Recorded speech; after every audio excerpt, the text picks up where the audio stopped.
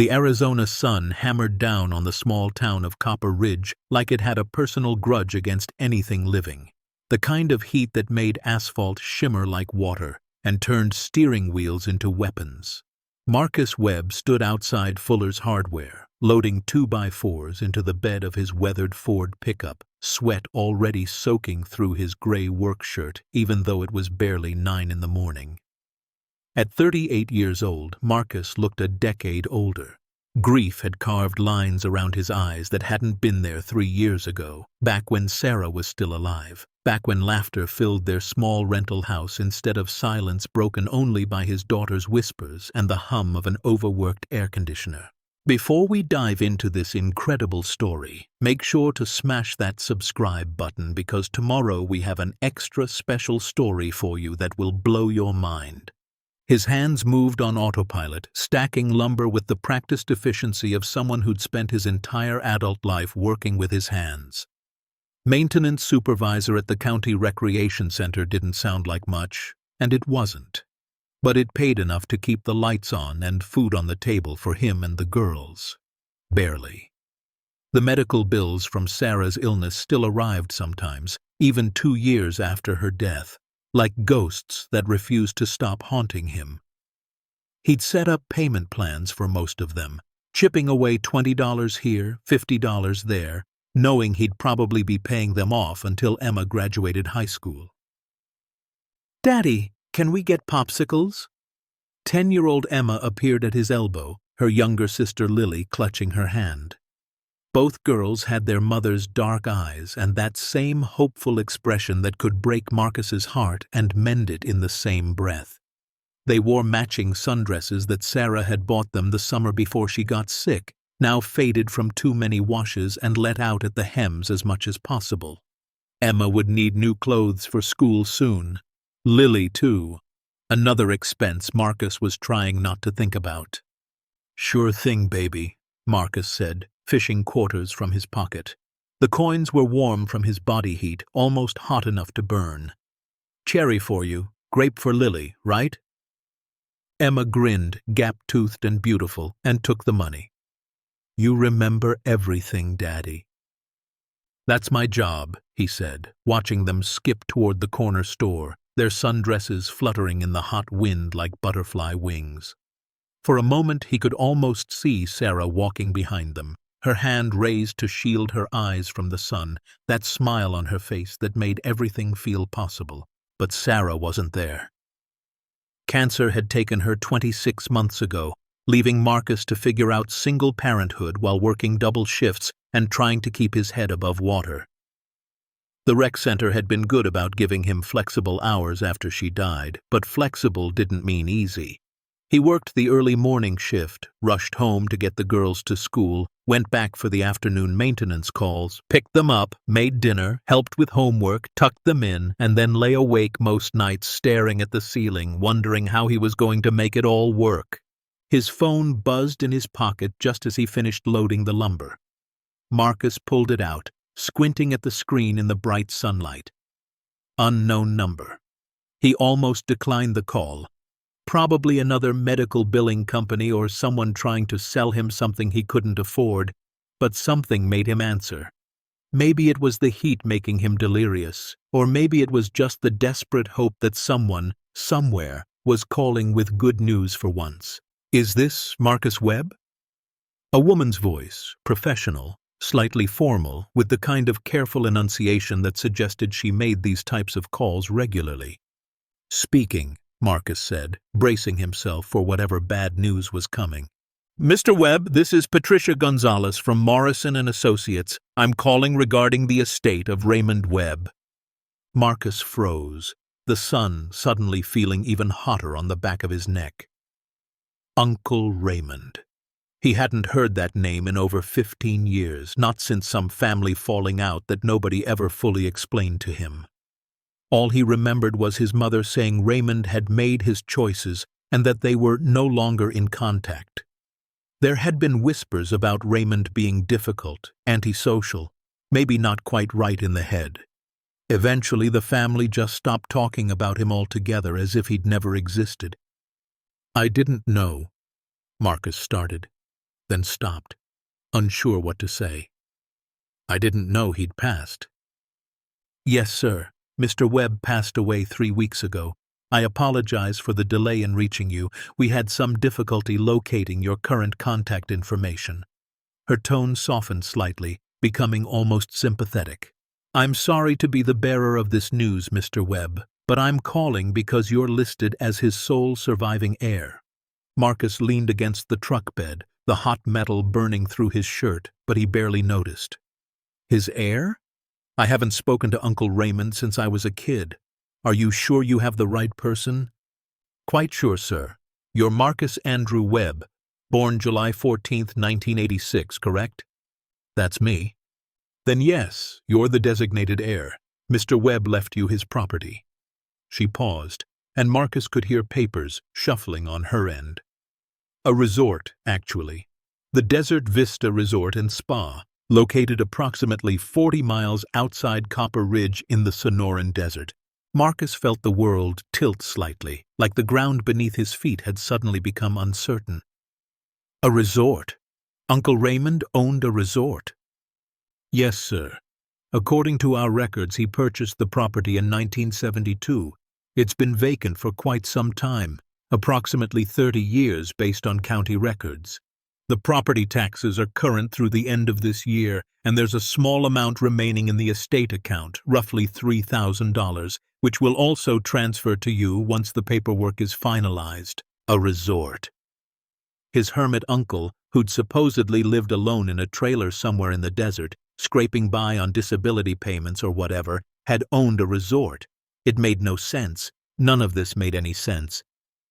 Mr. Webb? Patricia's voice pulled him back. Are you still there?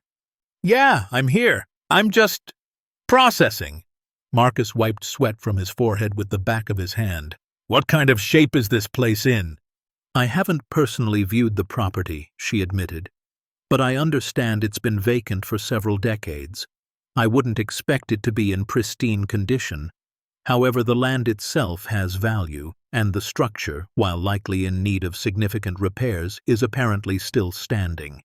We'll need you to come to our office to sign some paperwork and collect the keys. Would you be available sometime this week?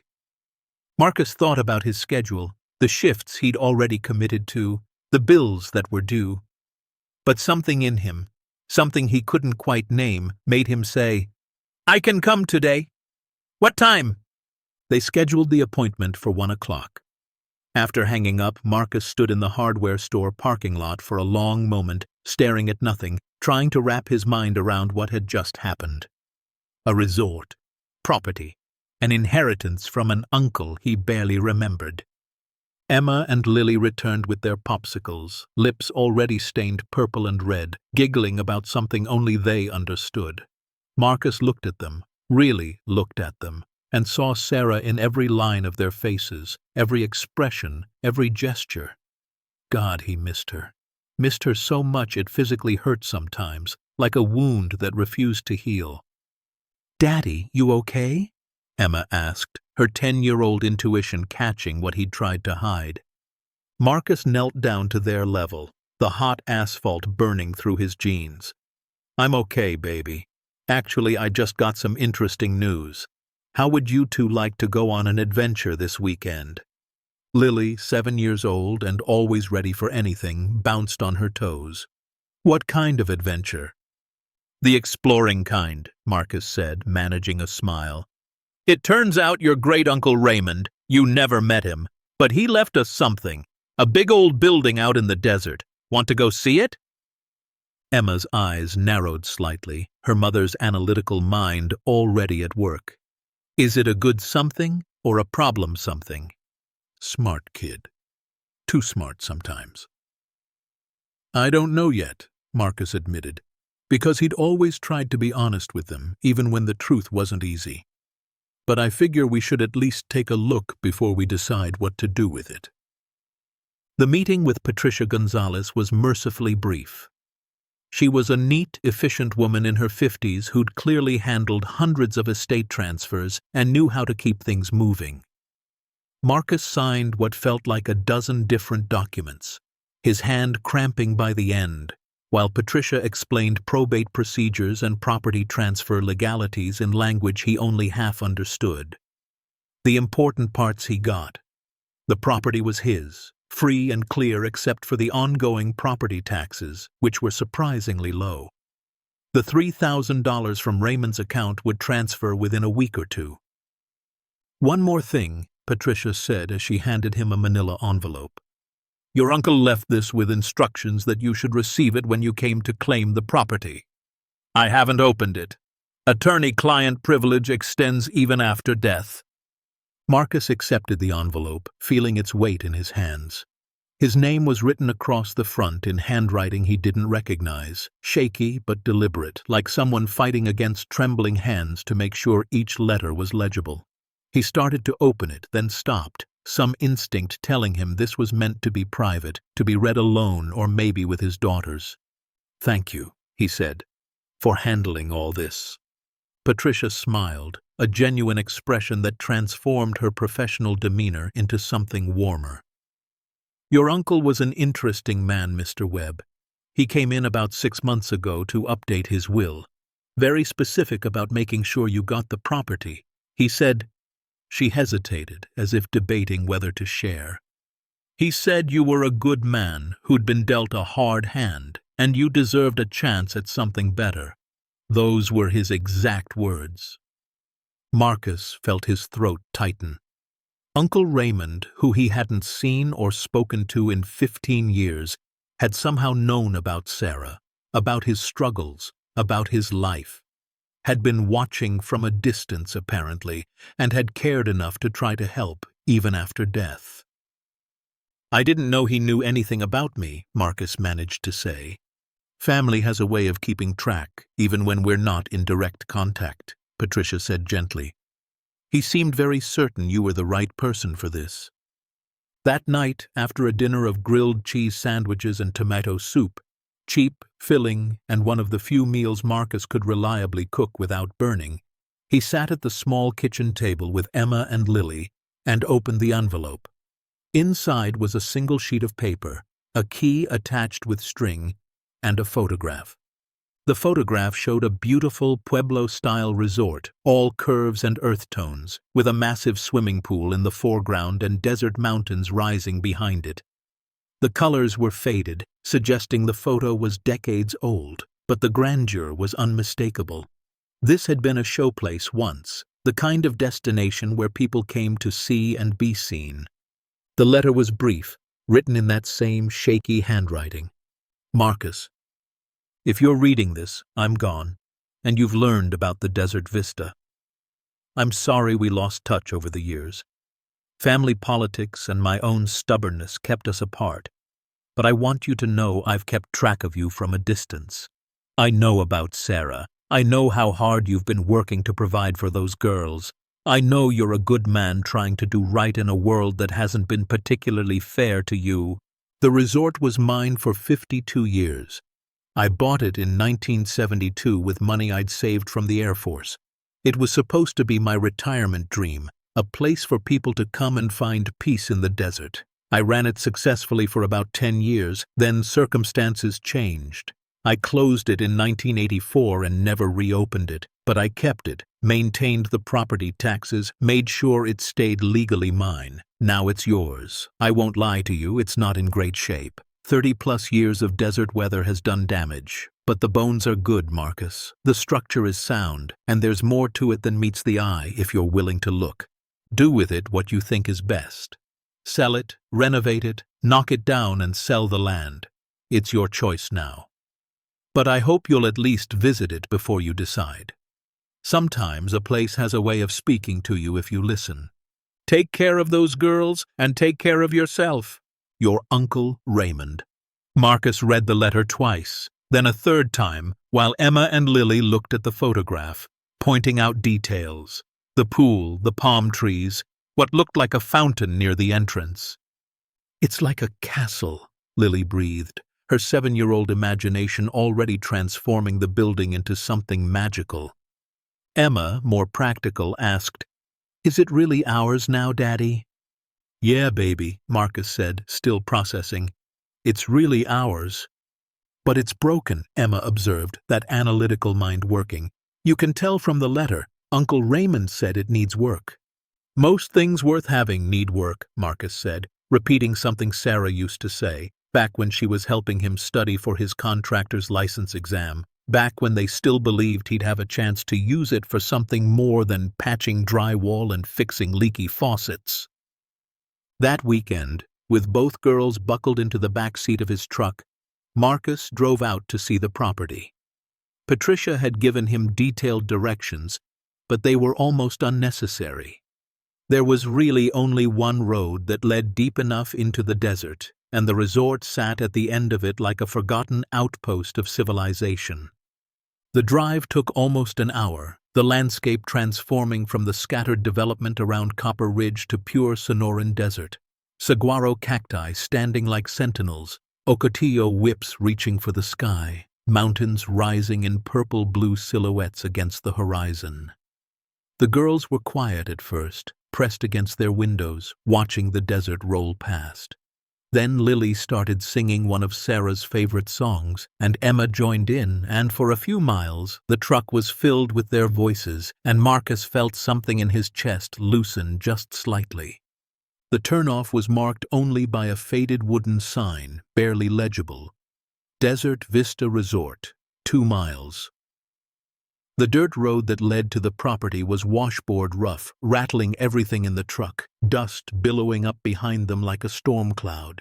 And then, around a final curve, there it was. The Desert Vista Resort rose from the desert floor like something out of a fever dream, simultaneously magnificent and heartbreaking. The main building was exactly as it appeared in the photograph. Pueblo-style architecture, curved lines, earth-toned walls.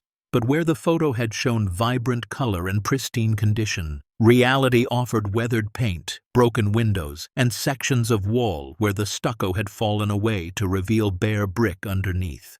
Several smaller buildings flanked the main structure, probably guest cottages or staff quarters, all in similar states of decay. Doors hung crooked on rusted hinges. Roof tiles had slipped or fallen away entirely. Desert plants had begun reclaiming the property, sage and creosote growing right up against the foundations, tumbleweeds caught in corners and doorways. But it was the pool that captured Marcus's attention and held it. The swimming pool was enormous, Olympic-sized, maybe larger, surrounded by cracked concrete decking and filled not with water, but with 30 years of accumulated sand and debris. Tumbleweeds nested in the deep end like some kind of bizarre art installation. The diving board had collapsed, its support structure rusted through. But even in ruin, you could see what it had been. A magnificent centerpiece, the kind of pool where celebrities had probably lounged in the 1970s, drinks in hand, sunglasses reflecting desert light. Marcus parked in what used to be the main lot, now just a field of weathered asphalt with faded parking lines barely visible beneath decades of dust and sand. He helped the girls out, and they stood together, staring. "Whoa," Emma whispered, her usual practical nature momentarily overwhelmed by the sheer scale of abandonment. Lily grabbed Marcus's hand. "It's like a dinosaur skeleton, something that used to be alive." Out of the mouths of babes, Marcus thought. That's exactly what it was, the skeleton of something that had once lived and breathed and mattered. "Can we go inside?" Emma asked, excitement beginning to replace shock. Marcus checked his watch. They had hours of daylight left, and he'd brought flashlights just in case. "Yeah, let's take a look. But stay close to me, okay? Old buildings can be dangerous." The front doors were locked, but the key from Uncle Raymond's envelope turned smoothly, surprisingly smooth for something that had supposedly been closed for 30 years. The lock mechanism was old but well-maintained, oiled, cared for. Had Raymond been coming out here, checking on the place? The doors swung open with a groan of protest, and they stepped inside. The lobby stole Marcus's breath despite himself. Even in decay, its former grandeur showed through. The ceiling soared 2 stories high, exposed wooden beams creating dramatic lines. A massive chandelier hung crooked from the center, its crystals dusty but intact, catching the light coming through the broken windows and throwing rainbow fragments across the walls. The reception desk was solid wood, hand-carved with geometric patterns that spoke of craftsmanship from an era before everything was mass-produced. Vintage furniture sat arranged around a central fireplace, mid-century modern pieces that were probably worth decent money if they could be salvaged. Dust covered everything in a thick blanket, undisturbed except for the tracks of small animals. The air smelled of age and abandonment, dry desert air mixed with the particular scent of buildings left to time. On the walls hung dozens of black and white photographs in tarnished frames. Marcus approached them slowly, almost reverently. They showed the resort in its glory days, well-dressed guests lounging by that magnificent pool, couples dancing in what must have been a ballroom, musicians playing under strings of lights. One photo caught his attention, a ribbon-cutting ceremony, dated grand opening, May 1972. Among the crowd, he spotted a younger version of Uncle Raymond, standing off to the side, serious-faced and formal in a dark suit. "Daddy, look at this!" Emma called from across the lobby. She'd found a guest registry, its pages yellowed but legible. Names from the 1970s filled the columns, arrival dates, room numbers, cities of origin, Los Angeles, Phoenix, Las Vegas, even some international entries, London, Paris, Tokyo. "This place was really something," Marcus murmured, running his finger down the entries. All these people, all these lives that had intersected briefly with Uncle Raymond's dream. They explored further, moving through the building with flashlights cutting through the dusty dimness. The ballroom still had its stage, a grand piano covered by a tarp that looked surprisingly intact. The dining room held tables set with dust-covered plates, as if everyone had simply walked away mid-meal and never returned. Guest rooms varied from completely emptied to fully furnished, beds still made, towels folded in bathrooms. It was surreal, like touring a museum of abandonment. But it was the office behind the reception desk that made Marcus stop cold. Inside, everything was meticulously organized. File cabinets lined one wall. A desk sat covered with neat stacks of yellowed papers, all organized, labeled, cared for. And on the wall behind the desk hung more photographs, but these weren't of guests or parties. These were of cars, beautiful, gleaming classic cars, Ferraris and Corvettes and makes Marcus didn't even recognize. Dozens of them, each photograph carefully mounted and labeled. He picked up one photo, turned it over. On the back, in faded ink, someone had written, "Collection piece number 12, 1963, Corvette Stingray. Delivered April 1975. Collection? What collection? Marcus's mind raced. Cars, a resort, Uncle Raymond's mysterious life. Nothing connected, nothing made sense. Emma appeared in the doorway. "Daddy, can we go see the pool up close?" Marcus pocketed the photograph, instinct telling him it meant something, even if he didn't understand what yet. "Yeah, baby, let's go look at the pool." Outside, the desert heat hit them like a physical force after the relative cool of the building's interior. They walked across the cracked concrete decking, the girls staying carefully away from the edges, Marcus's maintenance supervisor instincts automatically noting structural concerns, cracks that went deeper than surface level, sections where the decking had begun to separate from the pool wall. He stood at the edge of the deep end, looking down at the sand-filled bottom. 12 feet deep, according to the depth marker barely visible on the wall. Had to be at least 60 feet long, maybe 40 wide. The shallow end still had decorative tile work visible beneath the accumulated debris, intricate patterns in turquoise and gold that must have been stunning when new. Marcus grabbed a broken piece of rebar from nearby debris and climbed down the ladder, rusty but stable enough, into the pool. The sand crunched under his boots as he walked toward the deep end, the girls watching from above, their faces curious but not concerned. They trusted him completely, the way children do with their parents, and that trust felt both precious and terrifying. He used the rebar to probe the sand, testing depth, looking for hidden dangers. Broken glass, collapsed drains, anything that might be hazardous if they explored further.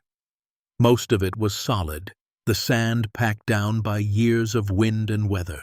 But in one section, near the deepest part, the rebar sank deeper than expected. He probed again, moving in a grid pattern.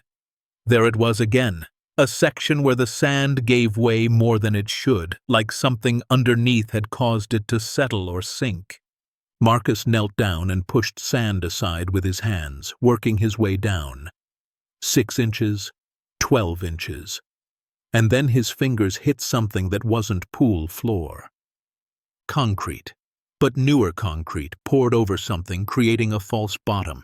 He knocked against it with the rebar. The sound that came back was hollow, empty. There was space underneath. Marcus stood up quickly, heart suddenly pounding, though he couldn't have explained why. He looked up at Emma and Lily, their small faces peering down at him, and forced a smile. "Find something?" Emma called. "Maybe," Marcus said. "Just checking the structure, making sure it's safe." But it wasn't just structure. It was something else, something hidden, something that made Uncle Raymond's cryptic letter, "There's more to it than meets the eye, if you're willing to look," suddenly feel less like empty encouragement and more like specific instruction. They spent another hour exploring, Marcus making mental notes of everything that needed attention. The list was overwhelming: roof repairs, window replacement, electrical system overhaul, plumbing inspection, structural assessment, not to mention cosmetic work like paint, flooring, fixtures. Hundreds of thousands of dollars, easily, maybe more. As they prepared to leave, Marcus took one last look at the property from the parking lot. The sun was beginning to set, painting the desert in shades of gold and orange, and in that light, the desert vista didn't look quite so derelict. It looked patient, like it had been waiting for someone to come back, to see it, to care. He thought about Sarah, about those last conversations they'd had before the morphine took her too far away for words. "Marcus," she'd said, her voice barely above a whisper, "promise me something. Promise you'll dream bigger than this. You're so good at fixing things, at making things work, but you've spent your whole life just surviving. I want you to really live, for me, for the girls. Promise." He'd promised, even though he'd had no idea how to keep that promise. How do you dream bigger when you're drowning in medical debt and grief? How do you live when you're just trying to get through each day without falling apart? But standing there, looking at 50 rooms of possibility and problems, at a pool hiding secrets, at Uncle Raymond's unexpected gift, Marcus felt something he hadn't felt in 2 years. Not quite hope, not quite excitement, but something adjacent to both. Something that felt like a door opening, just a crack. "What do you think, girls?" he asked. "Should we keep it?" Emma looked at him seriously, her old soul eyes considering. "Mama would say we should try. She always said the best things are the hardest things." Lily nodded enthusiastically. "And it's like a castle. A desert castle that needs a prince to wake it up." "I'm not sure I'm prince material," Marcus said, managing a laugh. "You're our prince," Lily said simply, with the absolute certainty of 7-year-old faith. Marcus looked at the resort one more time, then pulled out his phone. He called his supervisor at the rec center, a good man named Tom, who'd been patient with Marcus's grief and accommodating with his schedule. "Tom, it's Marcus. I need to ask a favor. I've come into some property and I need some time to assess it, figure out next steps. Could I take a couple of weeks off? Unpaid is fine, I just—" "Take the time," Tom interrupted. "Paid. You've got unused vacation days you never took after Sarah died. Use them. And Marcus, whatever you've found, I hope it's good news for once. You deserve some." After hanging up, Marcus knelt down and hugged both his daughters close. "Okay," he said.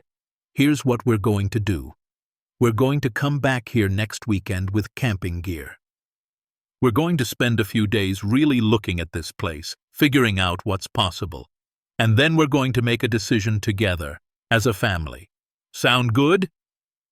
They nodded, excitement and trust shining in their eyes. As they drove away, dust billowing behind the truck, Marcus watched the desert vista shrink in his rearview mirror until it disappeared entirely, swallowed by the desert. But it didn't feel gone. It felt present, persistent, patient. That night, after Emma and Lily were asleep, Marcus sat at the kitchen table with Uncle Raymond's letter, the photograph of the Corvette, and a calculator. He ran numbers: property taxes, potential renovation costs, the value of desert land. None of it made financial sense.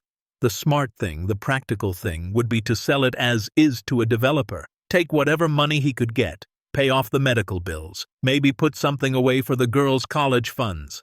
But he kept thinking about that hollow sound under the pool, about the photographs of cars, about Uncle Raymond's words. There's more to it than meets the eye, if you're willing to look. And he thought about Sarah's voice, clear in his memory. Dream bigger, Marcus. Really live. He pulled out a notebook and wrote at the top of a fresh page, Desert Vista Assessment, Day 1. Below it, he started listing everything he'd seen, everything that needed attention, everything that didn't quite add up. At the bottom of the page, he wrote one more thing. Check under the pool, really check.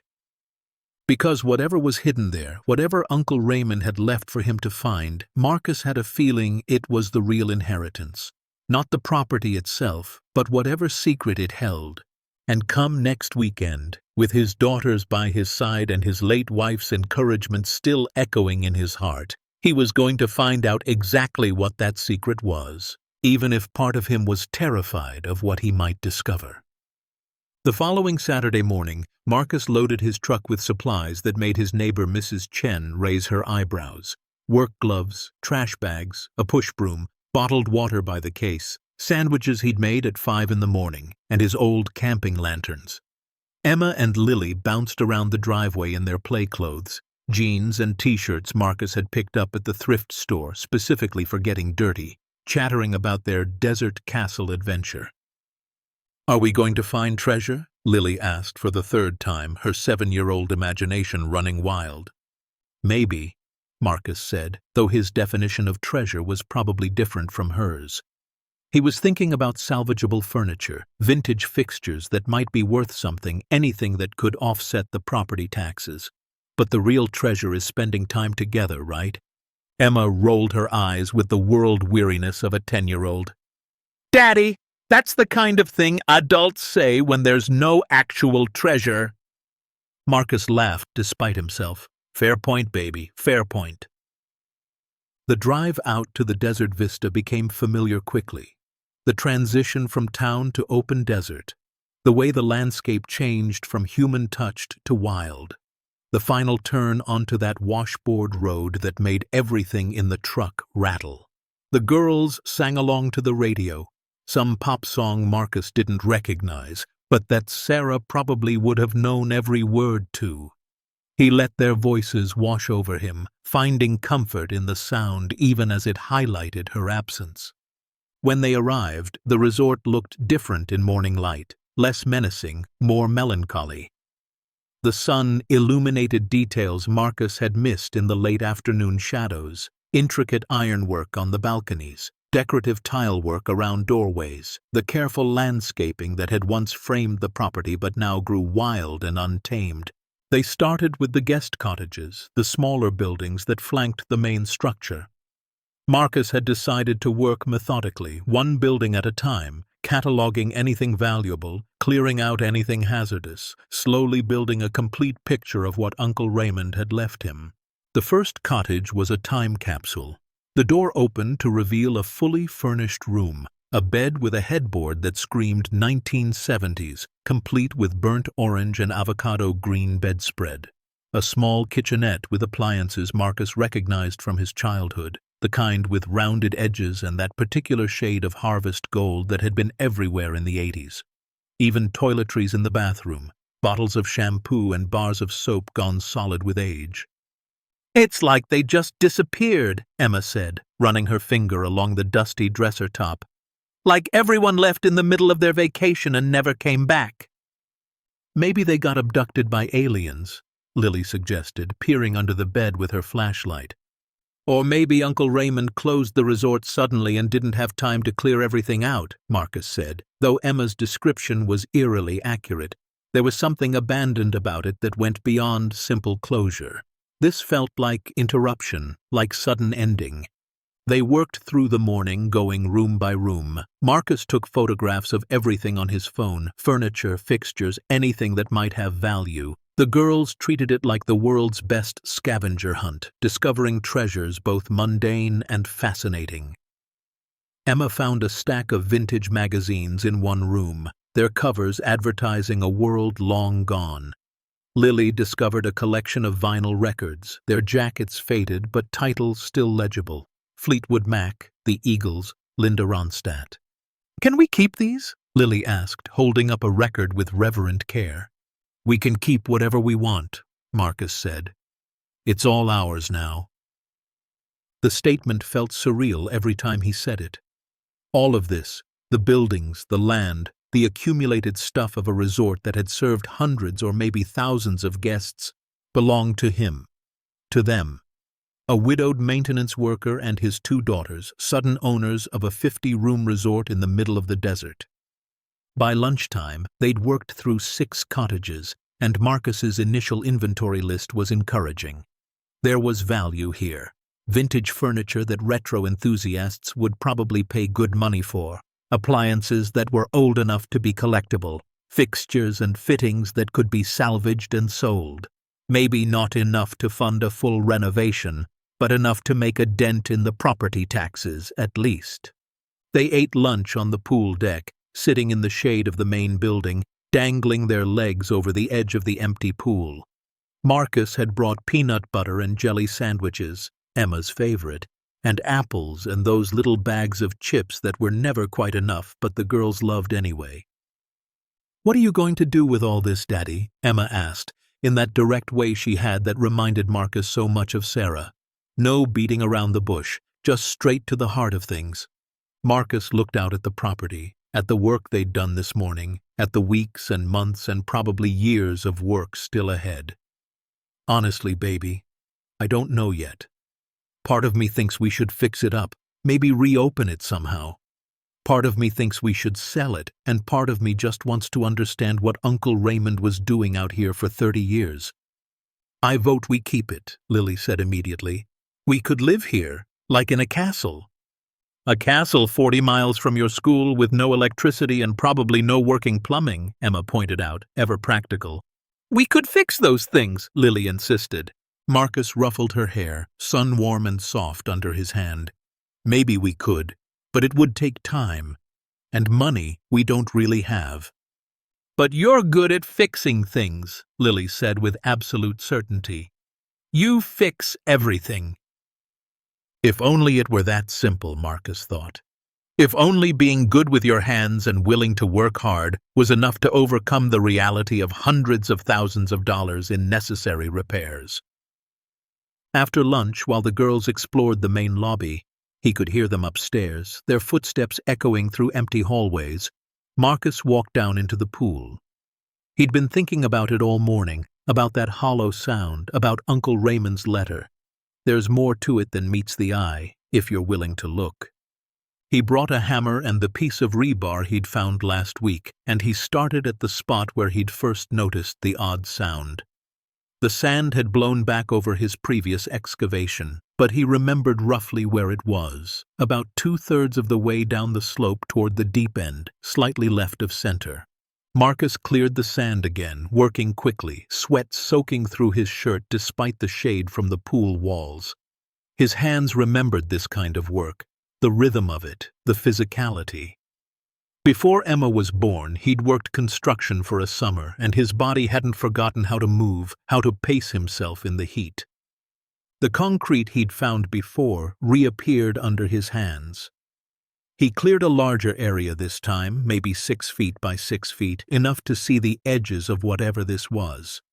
And yes, it was definitely newer than the pool floor around it. Different texture, different color, even through decades of weathering. Marcus struck it with the hammer, moving in a grid pattern, listening. Hollow. definitely hollow. There was space underneath, something big enough that the sound echoed back noticeably different from the solid floor nearby. "What you doing, Daddy?" Lily's voice came from above. Both girls had appeared at the pool edge, watching him with interest. "Investigating," Marcus said, wiping sweat from his forehead. "Remember how I said there might be treasure? I think Uncle Raymond might have left us a mystery to solve." "Can we help?" Emma asked. Marcus looked at the concrete, at the hammer in his hand, at the sun climbing toward its midday peak. This was going to be hard work, hot work, and possibly dangerous if he didn't know what he was doing. "Not right now," he said. "But how about you two go back inside where it's cooler, and later this week I'm going to rent some equipment and we'll see what's under here. Deal?" "What kind of equipment?" Emma wanted to know.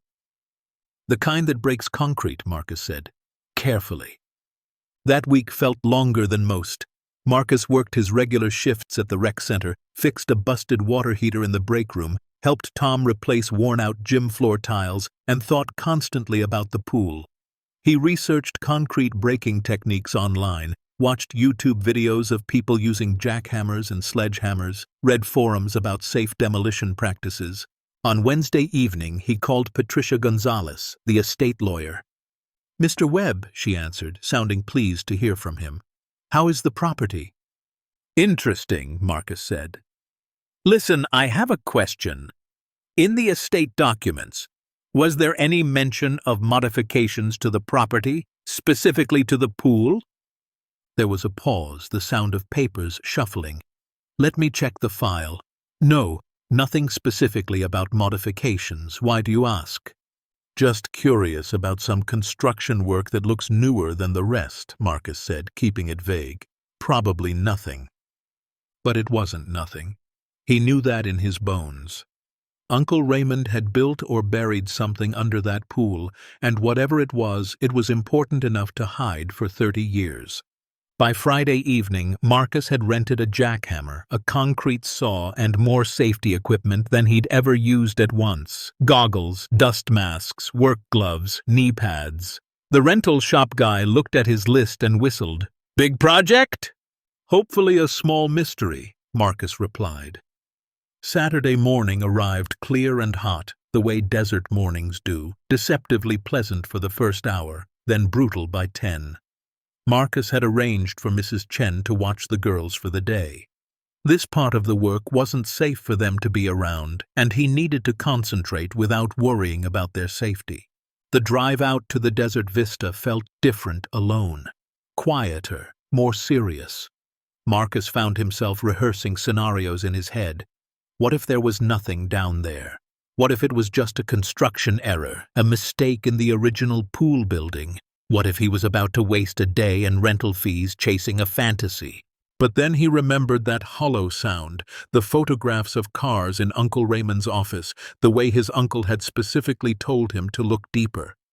He set up carefully, laying out his tools at the pool's edge, running an extension cord from the generator he'd rented to power the jackhammer. The concrete saw would be for precision work, but the jackhammer would do the initial breaking. Marcus had watched enough videos to feel moderately confident, but standing at the edge of that pool, equipment humming and ready, he felt like he was about to cross a line. Once he broke through this concrete, there was no going back. Whatever he found or didn't find would determine everything that came next. Marcus climbed down into the pool, positioned himself over the hollow section, and lifted the jackhammer. It was heavier than he'd expected, the vibration powerful even before he activated it. He took a breath, thought briefly of Sarah, "Dream bigger, Marcus," and pulled the trigger. The noise was incredible, echoing off the pool walls, the jackhammer bucking in his hands as it bit into concrete. Dust immediately billowed up, and Marcus was grateful for the mask even as he squinted behind his goggles. The concrete resisted at first, then began to crack, spiderweb fractures spreading from the impact point. He worked in bursts, the way the videos had shown, 20 seconds on, minute off, letting both him and the equipment rest. Sweat poured down his back. His shoulders screamed. The sun climbed higher, turning the pool into an oven. But slowly, steadily, the concrete gave way. After an hour, Marcus had created a hole about 2 feet across. He set down the jackhammer, his hands still vibrating from the phantom sensation of it, and peered into the darkness below. His flashlight beam revealed nothing but more darkness. Empty space. The hole wasn't deep enough yet to see what lay beneath, but the hollow sound was now undeniable. There was definitely something down there. Marcus grabbed a bottle of water, drank half of it in one go, and picked up the concrete saw. Time for precision work, enlarging the hole enough that he could fit through, see what he'd discovered. 2 more hours of work, and the opening was done. Roughly 4 feet by 4 feet, big enough for Marcus to squeeze through with room to spare. He'd used the saw to create clean edges, removing chunks of concrete and tossing them aside, building a pile of rubble that told the story of his labor. Standing at the edge of the hole, looking down into darkness, Marcus felt his heart hammering in his chest. This was it. Whatever Uncle Raymond had hidden, whatever secret this pool had been keeping for 3 decades, he was about to discover it.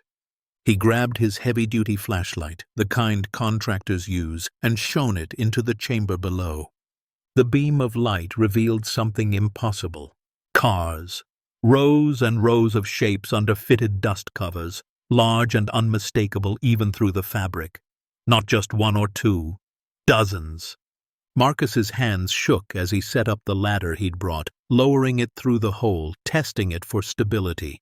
The drop was maybe 10 feet, not far, but far enough that a fall could be serious. He descended slowly, carefully, the ladder creaking slightly under his weight, his breath coming quick and shallow. His boots hit concrete floor, solid and level. Marcus straightened up, standing in what appeared to be a massive underground chamber, and slowly turned in a circle, flashlight beams sweeping across the space. The chamber was enormous. Easily 60 feet long and 40 feet wide, with a ceiling high enough that Marcus could stand upright with room to spare. The air was cool, climate-controlled somehow even after all these years, and dry with that particular quality of spaces sealed away from the outside world, and everywhere covered shapes, vehicles, some obviously cars by their silhouettes, others smaller, motorcycles maybe, and against one wall something with wings. A small plane? Marcus walked forward as if in a dream, his flashlight the only illumination in the underground darkness. He reached the nearest covered vehicle, the fabric slightly dusty but intact, fitted precisely over whatever lay beneath. His hand trembled as he grasped the corner of the cover and slowly, reverently, pulled it away. Cherry-red paint gleamed under his flashlight, absolutely pristine. A Ferrari, though Marcus didn't know enough about cars to identify the exact model. But even he could see this was something special. Curves that looked more like sculpture than transportation, chrome details that caught and reflected his light, leather interior visible through the window that looked soft and supple despite the decades. Next to the car, mounted on a small brass stand, was a plaque. 1963 Ferrari 250 GTO, acquired March 1974. Restoration completed July 1975. Original owner Vincent Castellano. 1974. 2 years after Uncle Raymond bought the resort. This car had been here almost from the beginning. Marcus moved to the next vehicle, pulling back its cover with hands that no longer trembled but moved with a kind of numb determination. A Shelby Cobra, midnight blue, equally perfect. Then a Mercedes Gullwing. Then something low and sleek that might have been Italian or British or something else entirely. Marcus had no idea, but it was beautiful. Art on wheels. He walked faster now, pulling covers, revealing treasure after treasure. A Bugatti with curves that didn't seem possible. An Aston Martin that looked like something James Bond would drive. A vintage Porsche. A Jaguar. Motorcycles lined up against one wall. Indian, Harley-Davidson, Vincent Black Shadow, names Marcus recognized only vaguely but knew meant something to collectors. And in the back corner, partially covered by a larger tarp, the small airplane he'd seen. Marcus pulled the tarp away to reveal a vintage biplane, its propeller gleaming, its paint job immaculate, red and white stripes, stars on the wings. It looked ready to fly despite having been underground for God knew how long. Every vehicle had its brass plaque. Every plaque told the same story. Acquired in the 70s or 80s, restored to perfection, owned by Vincent Castellano. Marcus stumbled backward, overwhelmed, and found himself against a wall. He slid down to sit on the concrete floor, flashlight pointed at nothing, breathing hard. This wasn't real, couldn't be real. Uncle Raymond, his hermit uncle who everyone thought lived in poverty, had been sitting on top of, what, millions? Tens of millions? Hundreds of millions of dollars in classic vehicles? His flashlight beam caught something in the corner, a doorway or maybe a room. Marcus pushed himself up, legs unsteady, and walked toward it. The door was metal, substantial with a combination lock. But next to it, taped to the wall, was an envelope with his name written in Uncle Raymond's shaky handwriting. Marcus opened the envelope with numb fingers. Inside was a piece of paper with a number sequence and a letter. He read the letter first. Marcus, if you're reading this, you've found the collection. I knew you would. You were always thorough, always the type to look deeper when something didn't make sense. That's why I knew you were the right person for this. The combination is below. Inside the room, you'll find everything you need to know. Documents, provenance, the full story. But let me give you the abbreviated version now, before you go further down this rabbit hole. In 1972, I met a man named Vincent Castellano. He was a Hollywood producer. Not one of the famous ones you'd recognize, but successful enough to have money and connections. He was also a car enthusiast, the obsessive kind, and he wanted a place to store his growing collection away from California, away from his various ex-wives and their lawyers, somewhere private and secure. He offered me a deal. He'd help fund my resort in exchange for building this underground facility. The resort was always meant to be a cover, Marcus. A legitimate business, yes, but really just a shell for what lay beneath. For 12 years I helped Vincent build and maintain this collection. He'd fly in regularly, we'd examine new acquisitions, arrange for secure transportation, store them here. Nobody knew, not his family, not his business partners, not the tax authorities. It was our secret. In 1984 I had to close the resort suddenly. Personal reasons I won't burden you with. But I kept maintaining this chamber, kept the climate control running, kept everything preserved exactly as Vincent wanted. Then in 1992, Vincent died. Heart attack, sudden, just gone. And his estate became a nightmare. 4 ex-wives, creditors, studio disputes, lawsuits that are probably still ongoing. Everything was frozen, including the trust that funded the maintenance of this collection. Vincent had made me promise something before he died. If his estate wasn't settled within 25 years, the collection should go to someone who would respect it, preserve it, not just sell it off piece by piece to the highest bidder. 25 years passed, 30 years passed.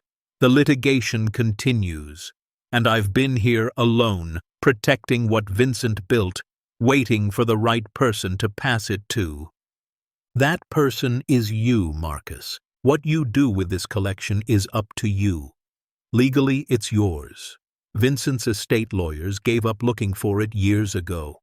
The statute of limitations on any claims has expired. The property is mine, now yours. Everything in this chamber is yours, but understand what you're holding. This isn't just money. Each vehicle represents something precious. Artistry, engineering, human achievement. They're pieces of history. Do what you think is right. I trust you, nephew. I always did. Your uncle, Raymond. P.S. The total appraised value, as of my last assessment in 2020, was approximately $275 million. Use that information wisely. Marcus read the letter 3 times, then a 4th, the numbers and implications swirling in his head. $275 million, with an M million. He'd been worried about property taxes, about medical bills, about affording new clothes for the girls, and Uncle Raymond had been sitting on top of $250 million in vintage automobiles. With shaking hands, Marcus entered the combination on the lock. His mother's birthday, he realized. The lock clicked open. The door swung inward. The room beyond was smaller, maybe 10 feet by 10 feet, but meticulously organized. File cabinets lined the walls. A desk sat in the center with a leather chair behind it. And covering every available wall space were photographs, documents, and what looked like historical records. Marcus approached the desk where 3 thick binders sat stacked neatly. He opened the first one. Inside were photographs and documentation for every single vehicle in the collection: make, model, year, purchase date, restoration details, provenance, authentication certificates, appraisal values. It was a complete archive, professionally maintained, the kind of documentation that museums would kill for. The second binder held financial records, maintenance logs, climate control bills, property taxes, everything Uncle Raymond had paid over 30 years to keep this collection preserved. Marcus did quick math in his head and felt sick. His uncle had spent hundreds of thousands of dollars maintaining someone else's cars, fulfilling a promise to a dead man, living in poverty himself while sitting on a fortune. The third binder was correspondence, letters between Vincent Castellano and Raymond, discussing acquisitions, debating restoration approaches, planning for the future. The letters revealed a friendship Marcus hadn't expected: warmth, humor, mutual respect. These weren't just business partners, they'd been friends. One letter, dated March 1992, just weeks before Vincent's death, made Marcus stop. Raymond ... I've been thinking about mortality lately. Can't shake the feeling that my time's running shorter than I'd like. If something happens to me, if the collection becomes disputed or lost in legal hell, I want you to know I trust your judgment completely. Do what feels right. Wait for the dust to settle. Wait for someone worthy, or sell it all if you need the money. But if you can, if there's someone you trust to carry this forward, someone who'll see these machines as more than just assets, that's who should have them. Thanks for being a friend when I didn't have many left.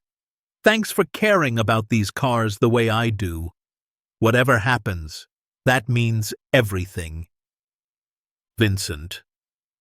Marcus sat in Uncle Raymond's chair in the underground room beneath a swimming pool in the middle of the Arizona desert and let himself cry. Not from joy or shock, though both were there, but from the weight of what he'd been given. Not just money, not just cars, but responsibility, trust.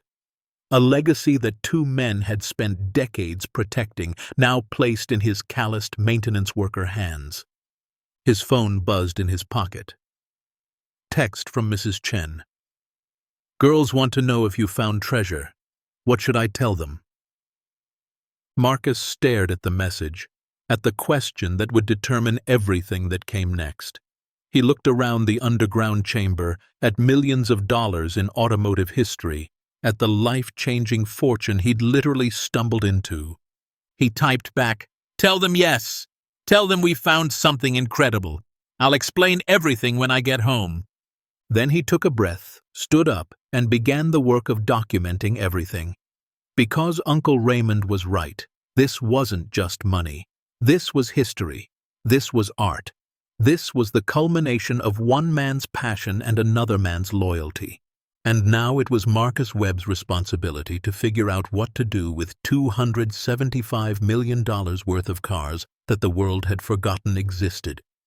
He spent the rest of the afternoon taking photographs, making notes, trying to process the impossible reality he'd discovered. The Ferrari alone was probably worth $40 million, according to Uncle Raymond's notes. The Bugatti, maybe 60, the Shelby, 20. Numbers that made no sense to someone who'd spent his life scraping by, who counted quarters for his daughter's popsicles. As the sun began to set and the desert cooled, Marcus climbed back up through the hole in the pool floor, his mind reeling with possibilities and fears. He needed help, needed advice, needed someone who could tell him if this was legal, if it was safe, if he could really just keep $250 million in cars because his dead uncle said so. He needed Christine, Sarah's best friend, the legal aid attorney who'd helped him navigate medical debt and insurance nightmares. If anyone could tell him what to do next, it was her. Marcus secured the pool area as best he could, covered the hole with plywood, set up warning cones, locked the main building. As he drove away, the desert vista disappeared in his rearview mirror, but the weight of what lay beneath it pressed on him like physical force. His phone rang. Emma's number. "Daddy!" Her voice was bright with excitement. "Mrs. Chen says you found treasure! Real treasure!" "Yeah, baby," Marcus said, his voice rough with emotion. "Real treasure. What kind of treasure?" Marcus looked at the road ahead, the desert stretching empty and vast on either side, the sun painting everything orange and gold. He thought about Uncle Raymond's 30-year vigil, about Vincent Castellano's passion, about the collection hidden beneath tons of sand and concrete. "The kind that changes everything," he said quietly. "The kind that comes with a lot of responsibility." "Is that good?" Emma asked, her 10-year-old wisdom sensing his uncertainty. Marcus took a breath. "I don't know yet, baby. But I think maybe your mama was right. Maybe it's time to dream bigger." "Then we're keeping it?" "Then we're figuring out what to do with it," Marcus corrected. "Together, as a family." Because whatever came next, lawyers, experts, decisions that would affect not just their lives but potentially the entire automotive preservation world, he wasn't facing it alone. He had his daughters, he had friends, and he had Uncle Raymond's trust that he would do the right thing, even if he had no idea what that right thing was. Marcus made it exactly 4 days before his carefully guarded secret exploded into public knowledge. Later, he'd try to trace how it happened. Maybe it was Mrs. Chen who'd mentioned to her daughter that Marcus had found treasure at his uncle's property. Maybe it was the rental shop guy who'd surely talked about the maintenance worker renting jackhammers and concrete saws for a big project. Maybe it was something simpler, someone driving past the desert vista and noticing activity at a property that had been dead for 30 years. In a town like Copper Ridge, where everyone knew everyone's business, secrets had a half-life measured in hours, not days. The first sign came on Tuesday evening.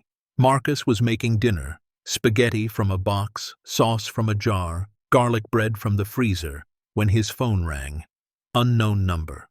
He almost didn't answer, but something made him pick up. "Mr. Webb?" A man's voice, smooth and professional. "My name is Gerald Hutchinson. I'm a private collector of vintage automobiles, and I understand you may have recently come into possession of some interesting pieces." Marcus's stomach dropped. "I'm sorry, who told you that?" "Word travels in collector circles, Mr. Webb. Small communities, you know how it is." Hutchinson's voice carried the easy confidence of someone used to getting what he wanted. "I'd like to make you an offer. Sight unseen, no questions asked. $7 million for whatever you found. Cash, immediate transfer. You could walk away today, set for life. $7 million. The number hit Marcus like a physical blow. More money than he could properly conceptualize. Enough to pay off every debt, buy a real house, fund both girls through college with plenty left over. Life-changing money. "Mr. Hutchinson, I appreciate the offer, but I'm not interested in selling right now." A pause, just long enough to feel calculated. "Mr. Webb, I don't think you understand the complexity of what you're dealing with. Authenticating a collection, establishing provenance, dealing with potential estate claims. It's a nightmare. I'm offering you a clean, simple solution. No lawyers, no complications, just money in your account, and you walk away free and clear."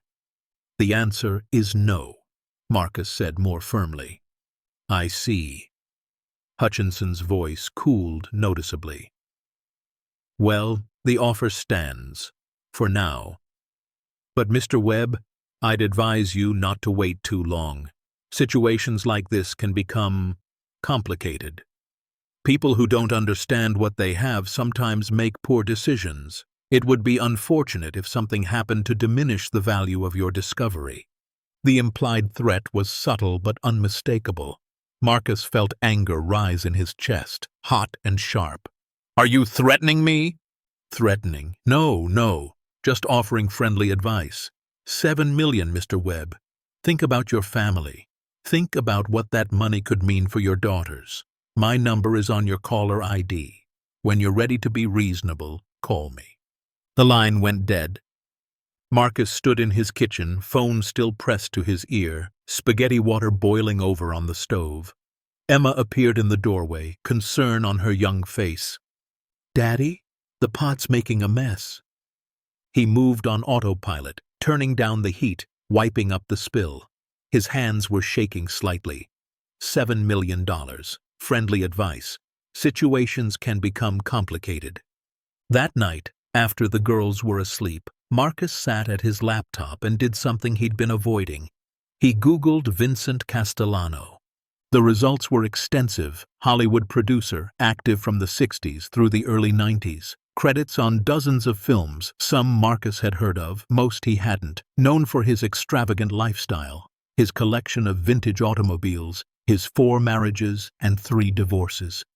Articles from the early 90s about his sudden death and the legal chaos that followed. Estate disputes, creditor claims, ex-wives fighting over assets. And buried in one automotive forum from 2008, a thread titled, Whatever Happened to the Castellano Collection? Marcus read through the posts, his stomach tightening with each one. Collectors speculating about where the cars had gone. Rumors about secret storage facilities. Someone claiming they'd been sold off before Vincent's death. Another insisting they'd been destroyed in a fire. A third suggesting they'd been hidden, possibly in Nevada or Arizona, but that location had never been confirmed. One comment stood out. If someone ever finds those cars, they're looking at $200+ million, easy. The 250 GTO alone is worth more than most people will earn in 10 lifetimes. Marcus closed the laptop, suddenly feeling very exposed in his small rental house with its inadequate locks and ground-floor windows. Someone out there, multiple someones apparently, knew he'd found the collection, and they wanted it. Wednesday morning brought the reporters. Marcus was getting the girls ready for school when he heard vehicles outside, multiple vehicles. He looked out the window to see 2 news vans, their satellite dishes extending like antennae, and several cars he didn't recognize, people with cameras, people with notepads. Stay inside, Marcus told Emma and Lily, his voice sharper than intended. Don't answer the door. He stepped onto his small front porch to find a woman in a pantsuit approaching, a cameraman behind her. Mr. Webb, I'm Jessica Martinez from Channel 7 News. We'd like to ask you a few questions about the automotive collection you've discovered on your property. No comment, Marcus said automatically. Is it true the collection is worth over $200 million? Can you confirm that it belonged to Vincent Castellano? More reporters were approaching now, shouting questions, cameras pointed at him like weapons. Marcus felt his heart racing, that fight-or-flight response kicking in hard. No comment. Please leave my property. Mr. Webb, the public has a right to know. You have 10 seconds to get off my lawn before I call the police, Marcus said, pulling out his phone. They backed off, but they didn't leave, just retreated to the street, still filming, still watching. Marcus went back inside, locked the door, and called Tom at the rec center. I need a few more days, he said without preamble. Personal emergency. I'll explain later. Then he called the school and arranged for Emma and Lily to stay home. No way was he sending them out there to face that media circus. By noon, the story was on local news. Marcus watched from behind his curtains as the broadcast showed footage of his house, his truck, the desert vista from the air. The reporter's voiceover discussed the mystery collection and the lucky maintenance worker who'd stumbled into a fortune. His phone started ringing, constantly. Unknown numbers, all of them. Marcus stopped answering. Then the lawyers started showing up. The first one arrived Wednesday afternoon, slipping past the media crowd to knock on Marcus's door. Business card through the mail slot. Richard Chen, estate attorney, representing the Castellano Family Trust. Marcus didn't open the door. "Talk to my lawyer," he called through it, even though he didn't have a lawyer. "Mr. Webb, my clients have a legitimate claim to the collection. Vincent Castellano's estate was never properly settled. As his heirs." "Talk to my lawyer." The man left his card and several legal documents that Marcus didn't touch. Thursday brought more lawyers, more reporters. A man claiming to be Vincent's illegitimate son. Someone from the IRS wanting to discuss tax implications. Marcus stopped watching the news after seeing himself described as everything from lucky treasure hunter to possible thief to shrewd investor. Emma and Lily were scared. Marcus could see it in the way they stayed close to him, the way Lily asked 3 times if the bad people outside could get in, the way Emma watched the windows with worried eyes. "Daddy," Emma said Thursday night, "are we in trouble?" Marcus pulled both girls close on the couch, their small bodies warm against his sides. "No, baby, we're not in trouble. Some people are just confused about what belongs to who, but we didn't do anything wrong." "Then why are they angry?" Lily asked, her 7-year-old voice small and frightened. "Because people get angry when they want something they can't have," Marcus said, wishing he had better answers, wishing Sarah was here to help him figure this out, wishing he'd never broken through that concrete. That night, after the girls finally fell asleep, Lily in his bed, Emma on the couch, both refusing to be alone in their room, Marcus sat at the kitchen table and stared at Gerald Hutchinson's number on his phone. $7 million. Clean, simple, done. No more reporters, no more lawyers, no more fear in his daughter's eyes, just money and freedom and safety. His finger hovered over the call button. Then his phone rang. Christine Porter. "Marcus Webb, what the hell is going on?" Her voice was sharp with concern. "I'm watching you on the news looking like a hostage in your own house. Talk to me." Marcus felt something in his chest unclench slightly. Christine, Sarah's best friend, the only legal mind he trusted completely. "Can you come over? Use the back entrance. I'll unlock the gate." She arrived 20 minutes later, slipping through his backyard like a spy, and Marcus felt absurdly grateful to see her familiar face. Christine was 42, whip-smart, with the kind of intensity that had made her both a brilliant attorney and occasionally exhausting friend. She took one look at him and immediately pulled him into a hug. "You look like hell," she said. "Feel like it too," Marcus admitted. They sat at the kitchen table, and Marcus told her everything. The discovery, the collection, Uncle Raymond's letter, Hutchinson's offer, the media circus, the fear. Christine listened without interrupting, making occasional notes, her lawyer brain clearly working through implications and angles. When he finished, she sat back, exhaling slowly. "Okay. First things first. You're not talking to anyone else without legal representation. No reporters, no lawyers, no mysterious collectors. Anyone approaches you, you say, 'Contact my attorney,' and you walk away. Understood?" Marcus nodded. "Second, we need to establish your legal ownership immediately and publicly. You have documentation, right? The property deed, your uncle's letter, the will." "Yeah, Patricia Gonzalez has all the estate paperwork." "Good. I'm calling her tomorrow and we're filing a formal claim of ownership. Then we're going to research the hell out of Vincent Castellano's estate, find out what legal protections you have." "Christine, I can't afford—" "You can't afford not to," she interrupted. "And we'll figure out fees later. Right now, you need protection and you need it fast. This Hutchinson guy, his threats weren't subtle. People with that kind of money don't make empty threats." Marcus thought about his daughters sleeping in the next room, about the reporters camped outside, about the way this had spiraled so far beyond his control so fast. Maybe I should just take the 7 million, walk away, keep everyone safe. Christine fixed him with a hard stare. Is that what you want to do? I don't know what I want, Marcus admitted, his voice cracking slightly. I just want my girls to be okay. I want to not be scared every time someone knocks on my door. I get that, but Marcus, listen to me. If you take that money, you're accepting that powerful people can bully you into giving up something that's legally yours. You're teaching Emma and Lily that when things get hard, you run. Is that the lesson Sarah would want you teaching them? The invocation of Sarah's name hit hard. Marcus closed his eyes, remembering her voice. Dream bigger, Marcus. Really live. No, he said quietly. That's not the lesson. Then let's fight, Christine said. But let's fight smart. Starting tomorrow, we build your legal defense. We research precedents. We make your claim to this collection ironclad. And we figure out what the hell Vincent Castellano actually wanted to happen to these cars. Over the next 3 days, while Marcus essentially barricaded himself and his daughters in the house, Christine worked. She coordinated with Patricia Gonzalez, filed legal documents, made calls to specialists in estate law and property rights. She arranged for a security company to patrol Marcus's house, off-duty cops who owed her favors, working at cost.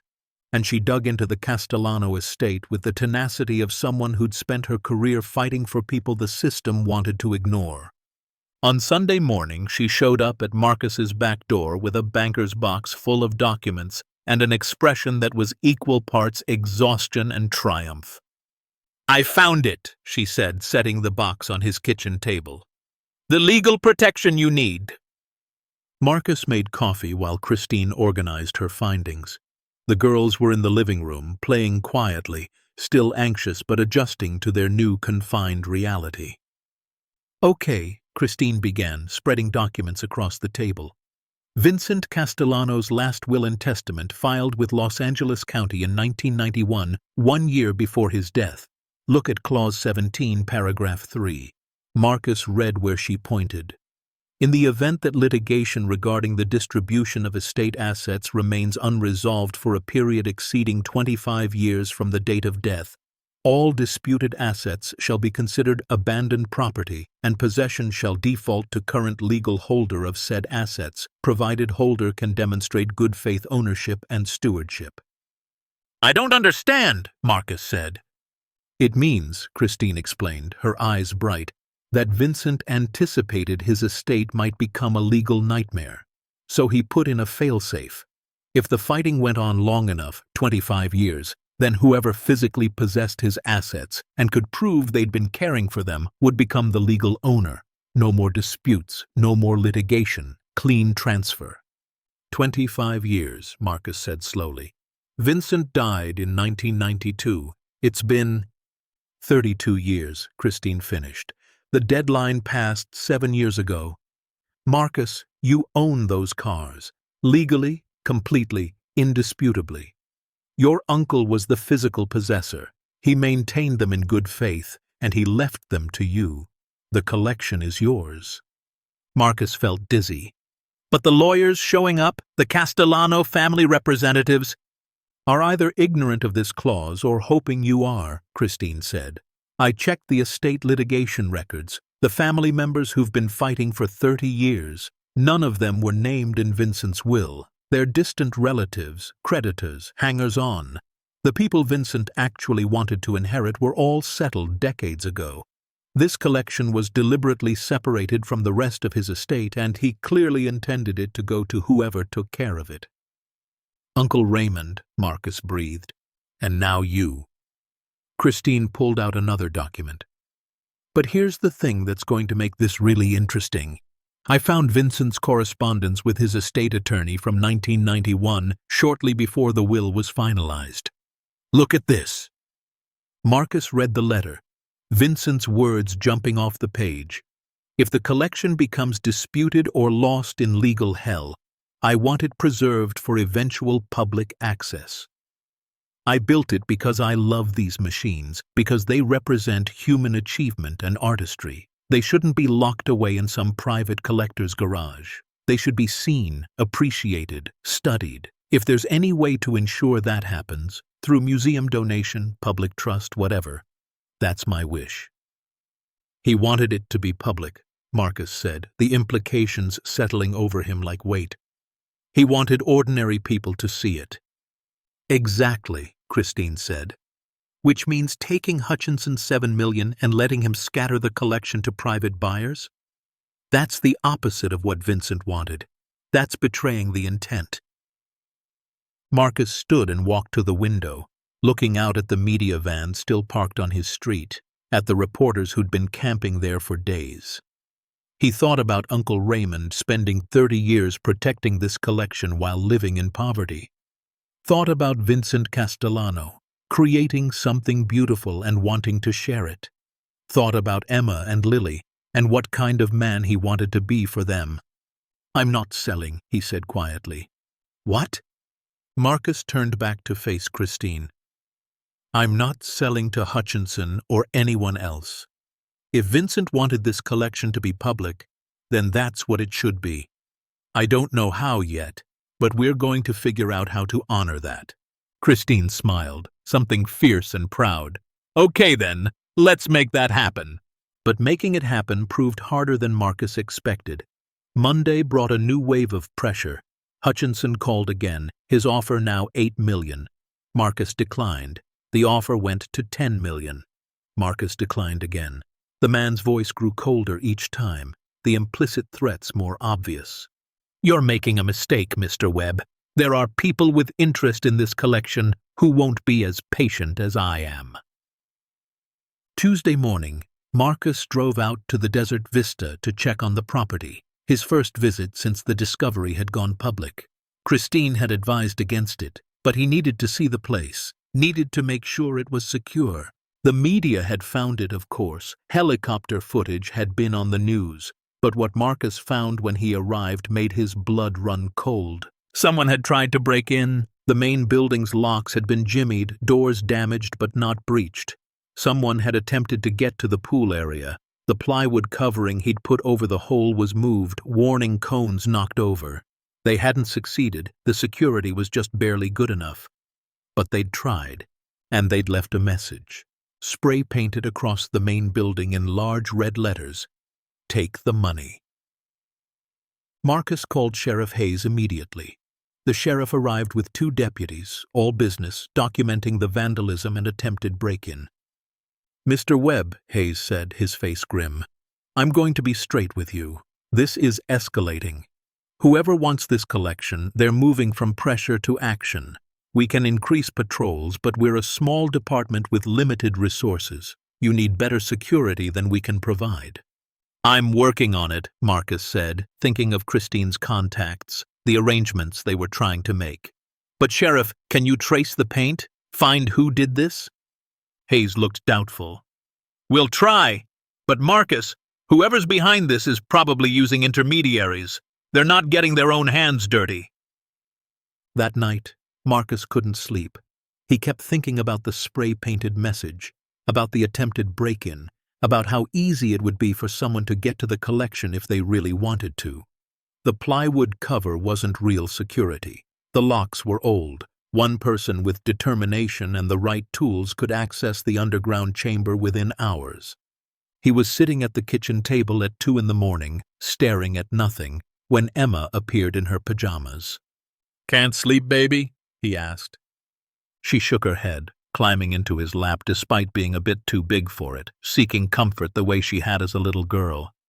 "Daddy, I'm scared." Marcus held her close, his heart breaking. "I know, sweetheart.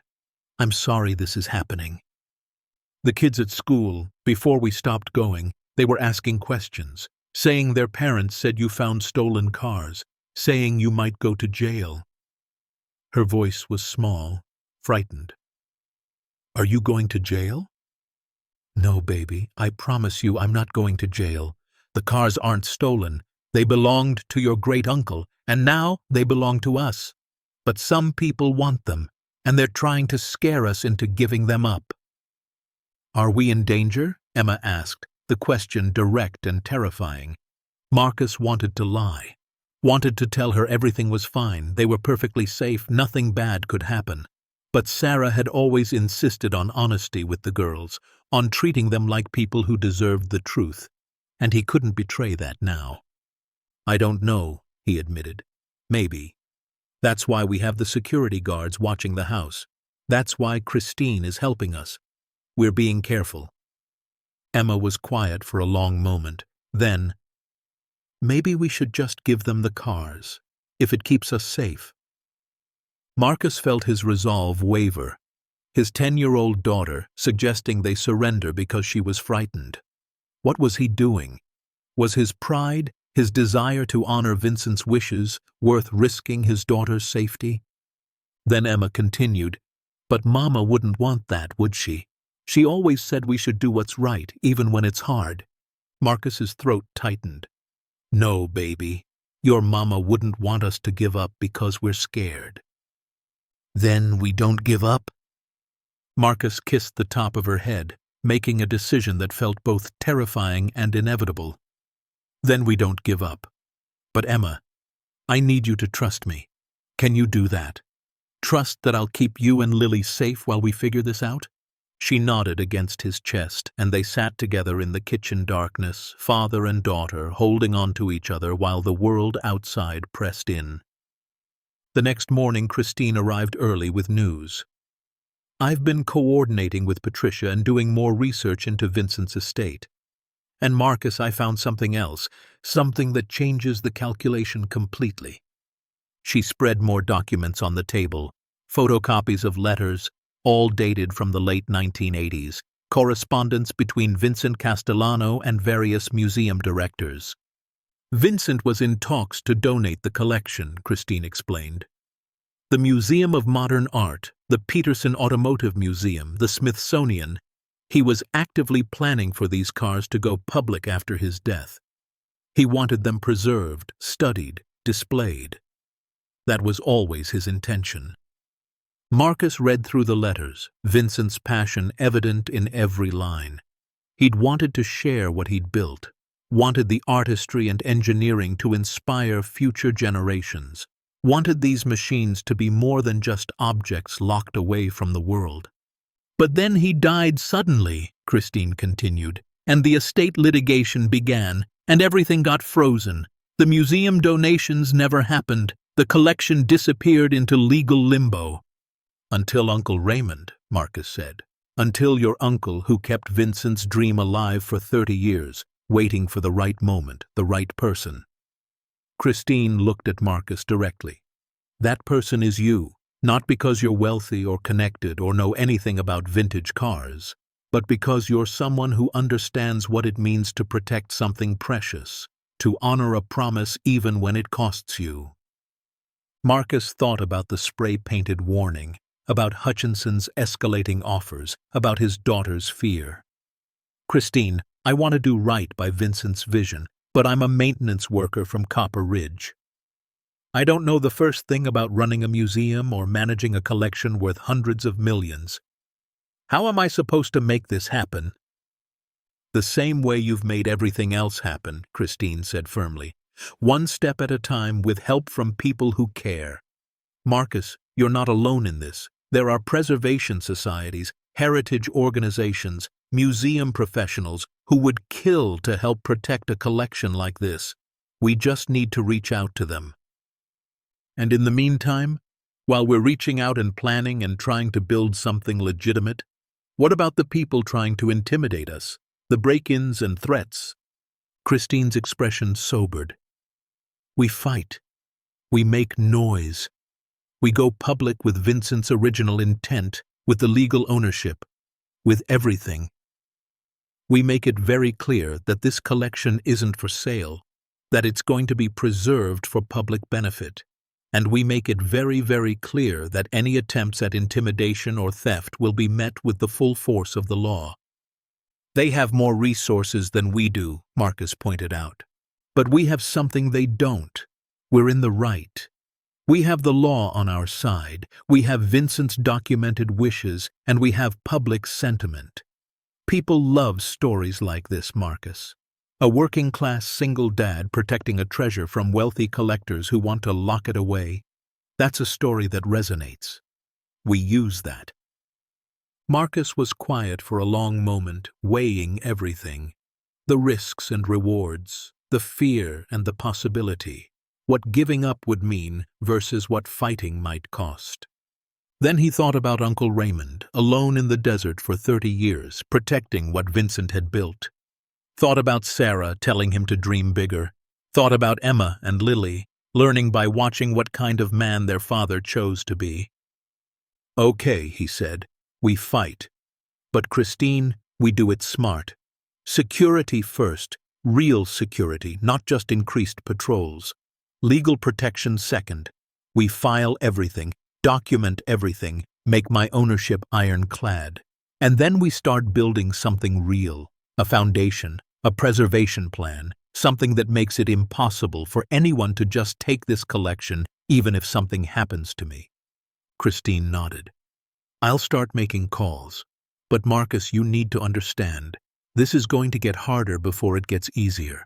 Once we go public with our intentions, once we make it clear you're not selling, the pressure is going to intensify.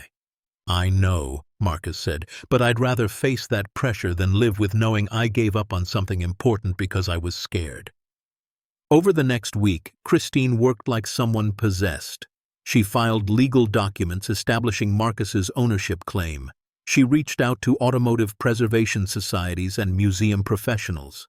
She contacted security firms about protecting the Desert Vista property, and she coordinated with a public relations consultant, someone who owed her a favor, to help craft their message. Meanwhile, Hutchinson's offers kept climbing. 12 million, 15 million, 20 million. Each rejection seemed to make him angrier, his calls more aggressive. You're being foolish, Mr. Webb. That collection could disappear. Accidents happen to properties in remote locations. Think about your family. Marcus recorded the calls and turned them over to Sheriff Hayes, who was building his own case against whoever was behind the intimidation. On Friday evening, exactly 2 weeks after Marcus had broken through the pool floor, Christine called with news. I've been in contact with the Arizona State Historical Society. They're interested, very interested, in partnering on preservation. They're proposing heritage site designation for the property, which comes with state protection and some funding. But Marcus, they want to meet with you. Monday morning, 9 o'clock. Are you ready? Marcus looked around his small rental house, at the girls doing homework at the kitchen table, at the life he'd built from grief and hard work and determination. Was he ready to step into something bigger? Something that might change everything? Yeah, he said. I'm ready. That weekend, Marcus took Emma and Lily back to the Desert Vista for the first time since the discovery had gone public. New security was in place now, a proper system with cameras and motion sensors, paid for by a loan Christine had helped him secure against the property value. They stood together at the edge of the pool, looking down at the plywood covering that hid hundreds of millions of dollars in automotive history. This is what all the fuss is about? Emma asked. This is what all the fuss is about, Marcus confirmed. Can we see them? Lily wanted to know. The treasure cars? Marcus thought about it, about the risk and the security concerns. Then he thought about what this was all supposed to be about, sharing something precious, not hiding it away. Yeah, he decided. Let's go see them. He removed the plywood covering, set up the ladder, and helped both girls down into the underground chamber. This time, he'd brought proper lighting, work lights that illuminated the space brilliantly, revealing the collection in all its glory. Emma and Lily stood in awed silence, slowly turning to take it all in. The rows of covered vehicles, the gleaming chrome visible even through the fabric. The sheer scale of what Marcus had discovered. Daddy, Lily breathed. They're real. They're real, baby. Emma walked to the nearest car, the Ferrari, and gently touched the cover. Are we really going to keep them? Not sell them? Marcus knelt beside his daughters, wanting them to understand, wanting them to be part of this decision. Here's what I'm thinking. These cars were built by people who cared about making beautiful things. They were collected by a man who loved them and wanted to share that love with the world. Your great-uncle Raymond protected them for 30 years because he'd made a promise.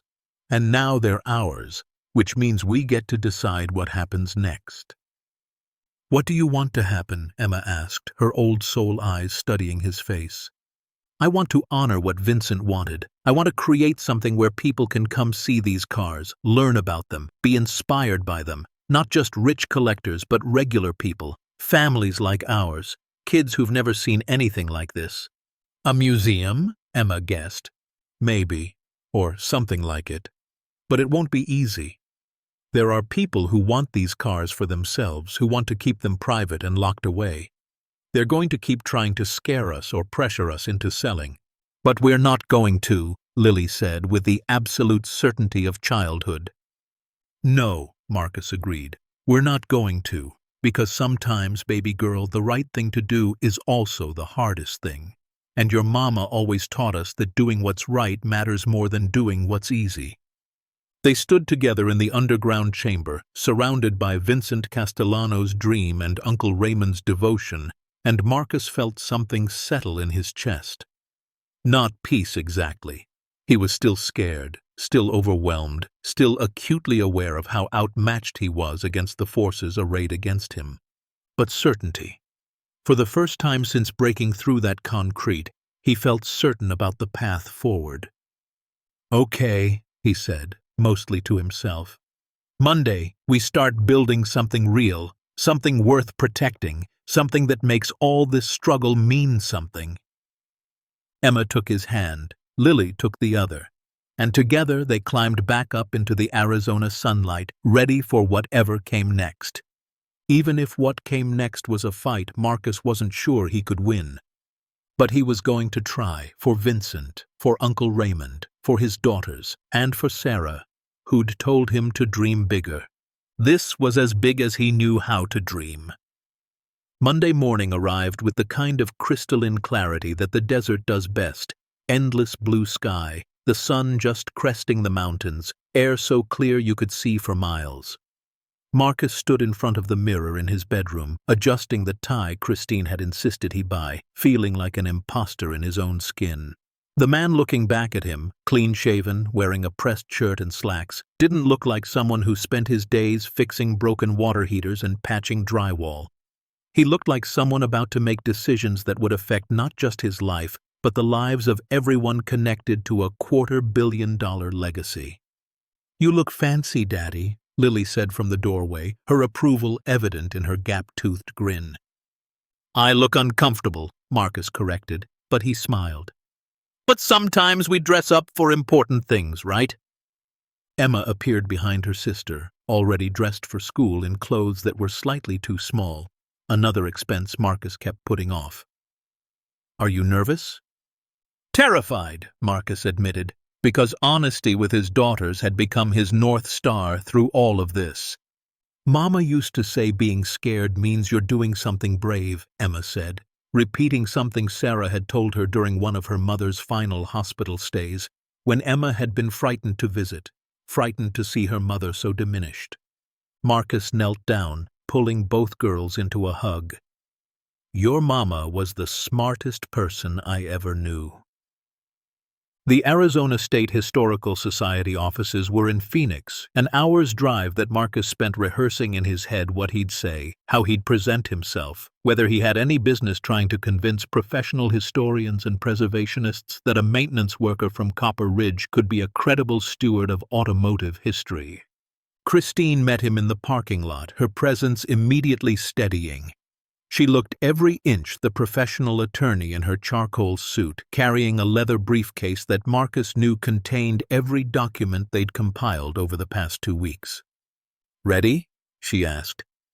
Not even a little bit, Marcus said. Good. That means you're taking it seriously. She squeezed his arm. Marcus, remember, you're not asking them for permission. You're offering them a partnership. You own the collection. They need you as much as you need them. The meeting room was intimidating. A long table, high-backed chairs, walls lined with photographs of Arizona historical sites. 3 people waited for them. Dr. Eleanor Reeves, the Historical Society's director, a woman in her 60s with silver hair and sharp, intelligent eyes. James Nakamura, their chief curator, younger, maybe 40, with an enthusiasm barely contained beneath his professional demeanor, and Sandra Torres representing the state's Cultural Heritage Funding Division. Introductions were made, coffee poured, and then Dr. Reeves got directly to the point. Mr. Webb, Christine has briefed us on the basic situation, but I'd like to hear from you directly. What are your intentions for the Castellano collection? Marcus took a breath, thinking of Uncle Raymond's 30-year vigil, of Vincent's letters about wanting the collection to be public, of Emma asking if they were doing what Mama would want. I want to honor what the collection was meant to be, he said. Vincent Castellano didn't build it to be locked away in someone's private garage. He wanted it shared, wanted people to experience these machines as art and history. My uncle protected that dream for 3 decades. Now it's my responsibility to make it real.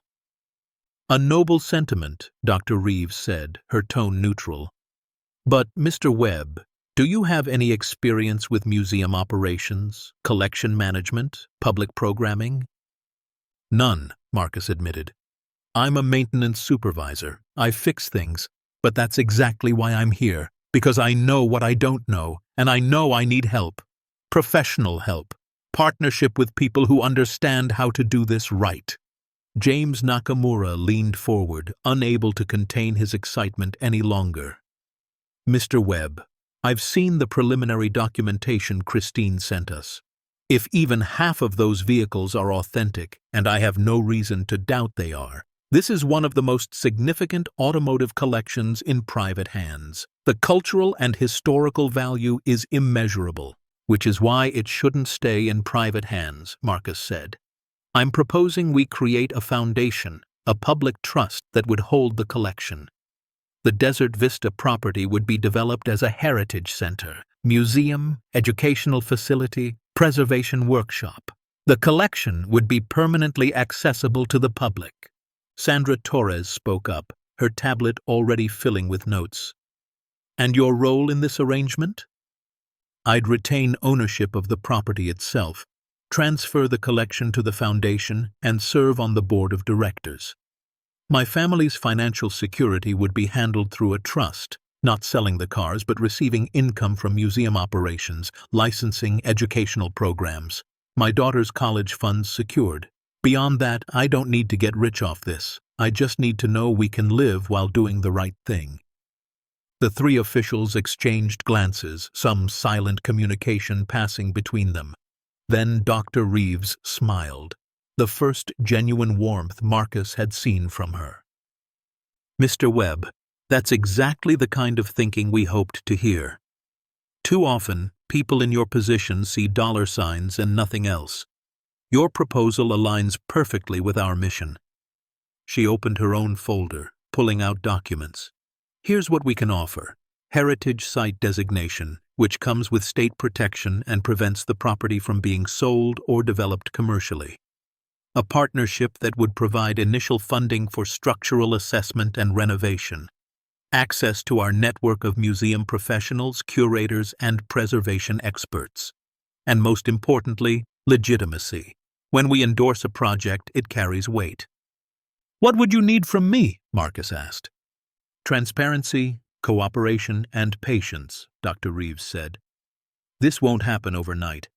We'll need complete authentication of the collection, proper appraisal, legal verification of ownership, environmental and structural assessment of the property. Then comes planning, fundraising, construction. We're looking at a minimum 2-year timeline, probably longer. And in the meantime, Christine asked, while we're planning and building, what about security? Protection from parties who might want to interfere? Sandra Torres nodded. Heritage Site designation includes state protection. We can coordinate with law enforcement, provide emergency funding for security infrastructure. Once the designation is official, any attempt to damage or steal from the collection becomes a state crime, not just a local matter. Marcus felt something unclench in his chest. Protection, legitimacy, partnership. This was real. This could actually work. They spent the next 3 hours going through details, signing preliminary agreements, outlining next steps. By the time Marcus and Christine walked back to the parking lot, the sun was high and hot, but Marcus barely noticed. "We did it," he said, still slightly disbelieving. "You did it," Christine corrected. "Marcus, you walked in there and convinced 3 hardened bureaucrats to take a chance on you. That's not nothing." "It's a start," Marcus said. "Now comes the hard part." He had no idea how right he was. Going public was Christine's idea.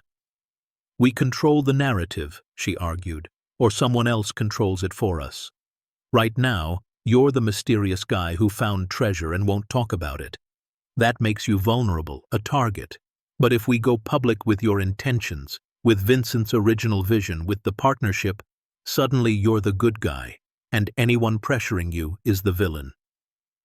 They held a press conference at the Desert Vista itself with the resort as a backdrop and Dr. Reeves standing beside Marcus as visual proof of institutional support. Media coverage was extensive, local news, state news, even a few national outlets that had picked up the story. Marcus stood at a makeshift podium, his notes shaking slightly in his hands, and spoke directly into the cameras. "3 weeks ago, I inherited property from my late uncle, Raymond Webb. What I discovered on that property was a collection of vintage automobiles that had been hidden and protected for over 30 years. This collection, which was originally assembled by Hollywood producer Vincent Castellano, represents not just monetary value, but cultural and historical significance. I've been approached by private collectors offering millions of dollars for this collection. I've declined every offer, because Vincent Castellano didn't build this collection to be sold off piece by piece. He wanted it preserved, wanted it accessible to the public, wanted ordinary people to experience these machines as examples of human artistry and engineering achievement. Today, I'm announcing a partnership with the Arizona State Historical Society to create the Desert Heritage Automotive Museum. This collection will be held in public trust, permanently accessible with educational programming and preservation workshops. It will bring tourism and jobs to this community, and it will honor the vision of a man who loved beauty and wanted to share it with the world. He paused, looking directly at the cameras. To anyone who's tried to intimidate me or my family into selling, the answer is no. This collection belongs to the people now. It belongs to history. And that's not negotiable. The response was immediate and overwhelming. Social media exploded with support. Automotive enthusiast forums lit up with excitement. Museums and preservation societies reached out offering expertise. And perhaps most touching, the community of Copper Ridge itself rallied. Tom, Marcus's supervisor at the rec center, organized a volunteer crew to begin basic cleanup at the Desert Vista. Mrs. Chen started a crowdfunding campaign to help cover Marcus's legal costs. Because that man shouldn't have to fight alone, she told the local paper. The automotive technology program at Copper Ridge High School asked if their students could be involved in the preservation work as a learning opportunity. But the pressure intensified too. Gerald Hutchinson's offers escalated.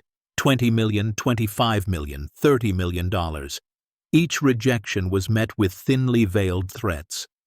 "You're making powerful enemies, Mr. Webb. People who don't like being told no. Think about what could happen to your property, to your family. Accidents happen." Marcus recorded every call, forwarded every threatening message to Sheriff Hayes and Christine. They were building a case, documenting harassment, creating a paper trail. Then came the break-in. It happened 3 weeks after the press conference, on a Tuesday night when Marcus had finally felt safe enough to let the girls sleep in their own beds again rather than piled into his room. He woke to his phone ringing at 2:30 in the morning. the security company he'd contracted to watch the Desert Vista. "Mr. Webb, we've got a breach. Multiple individuals on the property attempting to access the pool area. Police are en route, but you should know, these guys came prepared. Cutting tools, lights, like they knew exactly what they were after." Marcus was dressed and out the door within minutes, calling Christine on the way, his hands shaking with adrenaline and fury. Someone had actually tried it, actually attempted to break in and steal the collection. By the time he arrived, Sheriff Hayes had 3 men in custody. They'd managed to cut through the security fencing and had been in the process of removing the pool covering when security and police arrived. "Professional thieves," the sheriff explained, "probably hired by someone with resources." "They're not talking," Hayes said grimly. "But Mr. Webb, this was a serious attempt. If your security hadn't caught them, if they'd had another hour, they might have accessed the vault." Marcus looked at the damaged fencing, the cutting equipment lying scattered on the ground, and felt cold fury settle in his gut. Someone had tried to steal Uncle Raymond's legacy, tried to take what Vincent had wanted for the public, tried to prove that money and power could overcome what was right. "Press charges," Marcus said flatly. "Every possible charge. And Sheriff, I want to know who hired them. I don't care how long it takes." The attempted theft made national news. Suddenly, Marcus's story wasn't just a local interest piece about a lucky guy who found treasure. It was a David and Goliath narrative about an ordinary man protecting cultural heritage from wealthy collectors who thought everything could be bought. Public sentiment swung heavily in Marcus's favor. Donations to Mrs. Chen's crowdfunding campaign surged. Volunteers showed up at the Desert Vista in greater numbers. Contractors offering free labor, electricians, plumbers, carpenters, all wanting to be part of something that mattered. The automotive clubs that had offered expertise now sent members to help with vehicle preservation and authentication. Christine filed motions to expedite the legal recognition of Marcus's ownership, arguing that the attempted theft proved the urgent need for judicial clarity. And perhaps most importantly, one of the arrested thieves decided to cooperate, naming Gerald Hutchinson as the man who'd hired them. "He's going down," Christine told Marcus a week after the arrest. "Hutchinson and whoever he represents. We've got him on conspiracy, attempted theft, witness intimidation. He's looking at serious jail time."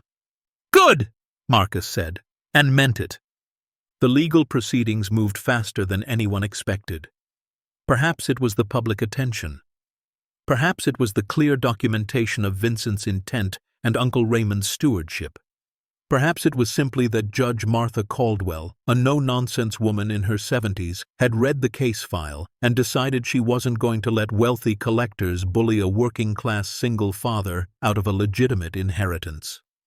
6 months after Marcus broke through the pool floor, 6 months of legal battles and media attention and sleepless nights, Judge Caldwell issued her ruling.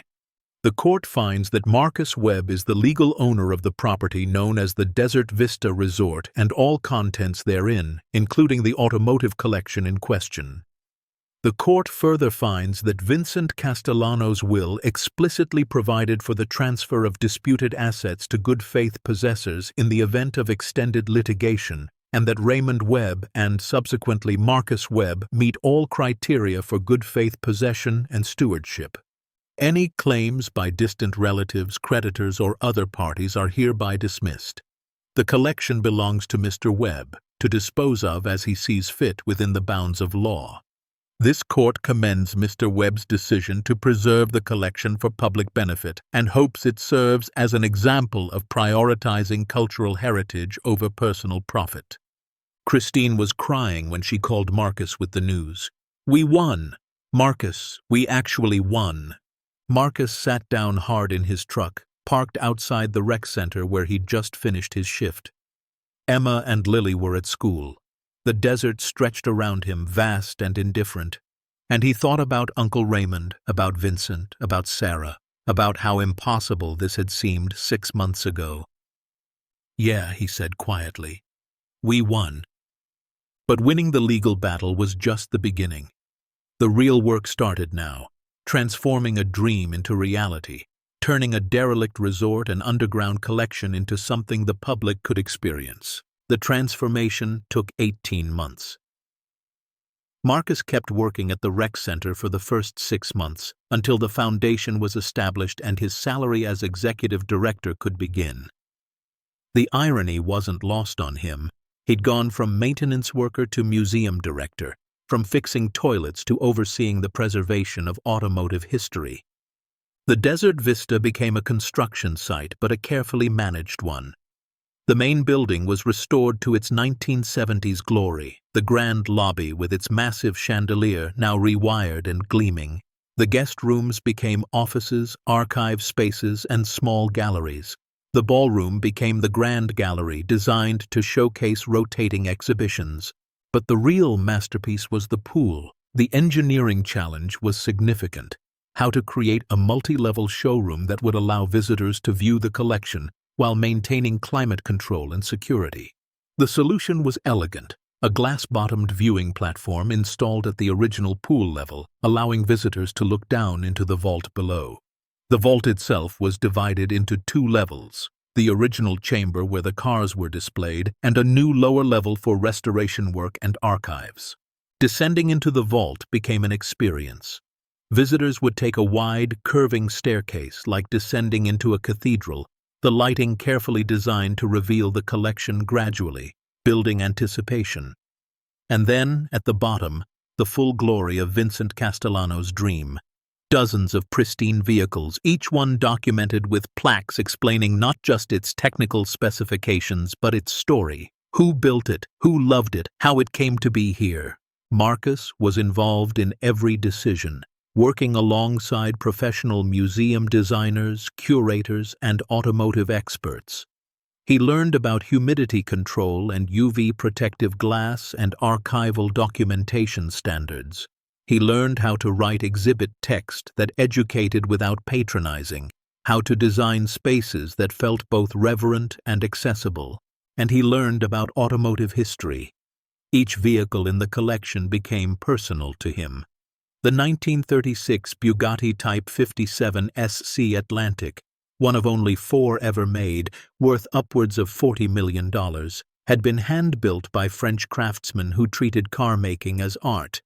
The 1963 Ferrari 250 GTO had raced at Le Mans, its original driver a gentleman racer who'd loved speed and beauty in equal measure. The 1967 Shelby Cobra had been personally modified by Carroll Shelby himself, a piece of American automotive rebellion. These weren't just expensive objects, they were stories, frozen in metal and glass and leather. Emma and Lily were part of it too. Emma, now 12, became fascinated with the engineering aspects, spending hours in the restoration workshop, learning from the master mechanics who volunteered their time. Lily, 9, discovered a talent for public speaking, helping design the children's programming and practicing her tour guide skills on anyone who would listen. They'd moved out of the rental house finally into a small but comfortable home that the foundation helped Marcus purchase. Not a mansion. He'd refused anything ostentatious, just a 3-bedroom house with a yard and good schools nearby. The girls had their own rooms. Marcus had a small office where he could work on museum business. It was more than enough. The museum's soft opening came on a Saturday in late spring, 18 months after Judge Caldwell's ruling. 200 invited guests, donors, volunteers, preservation societies, community members who'd supported Marcus throughout the struggle. Dr. Reeves spoke, as did several automotive historians. A representative from the Smithsonian attended, already discussing a potential traveling exhibition. But it was Marcus's speech that people would remember. He stood in the grand gallery, Emma and Lily beside him, and spoke without notes. 2 years ago, I was a widowed father working double shifts and wondering how I'd afford my daughter's school clothes. Then my Uncle Raymond passed away and left me a property I didn't want and a mystery I didn't understand. I almost didn't investigate, almost sold the place and walked away. But something made me look deeper. Maybe it was my wife Sarah's voice in my head telling me to dream bigger. Maybe it was just stubborn curiosity. Whatever it was, what I found changed everything, not because of the monetary value, though that's significant, but because of what it represents.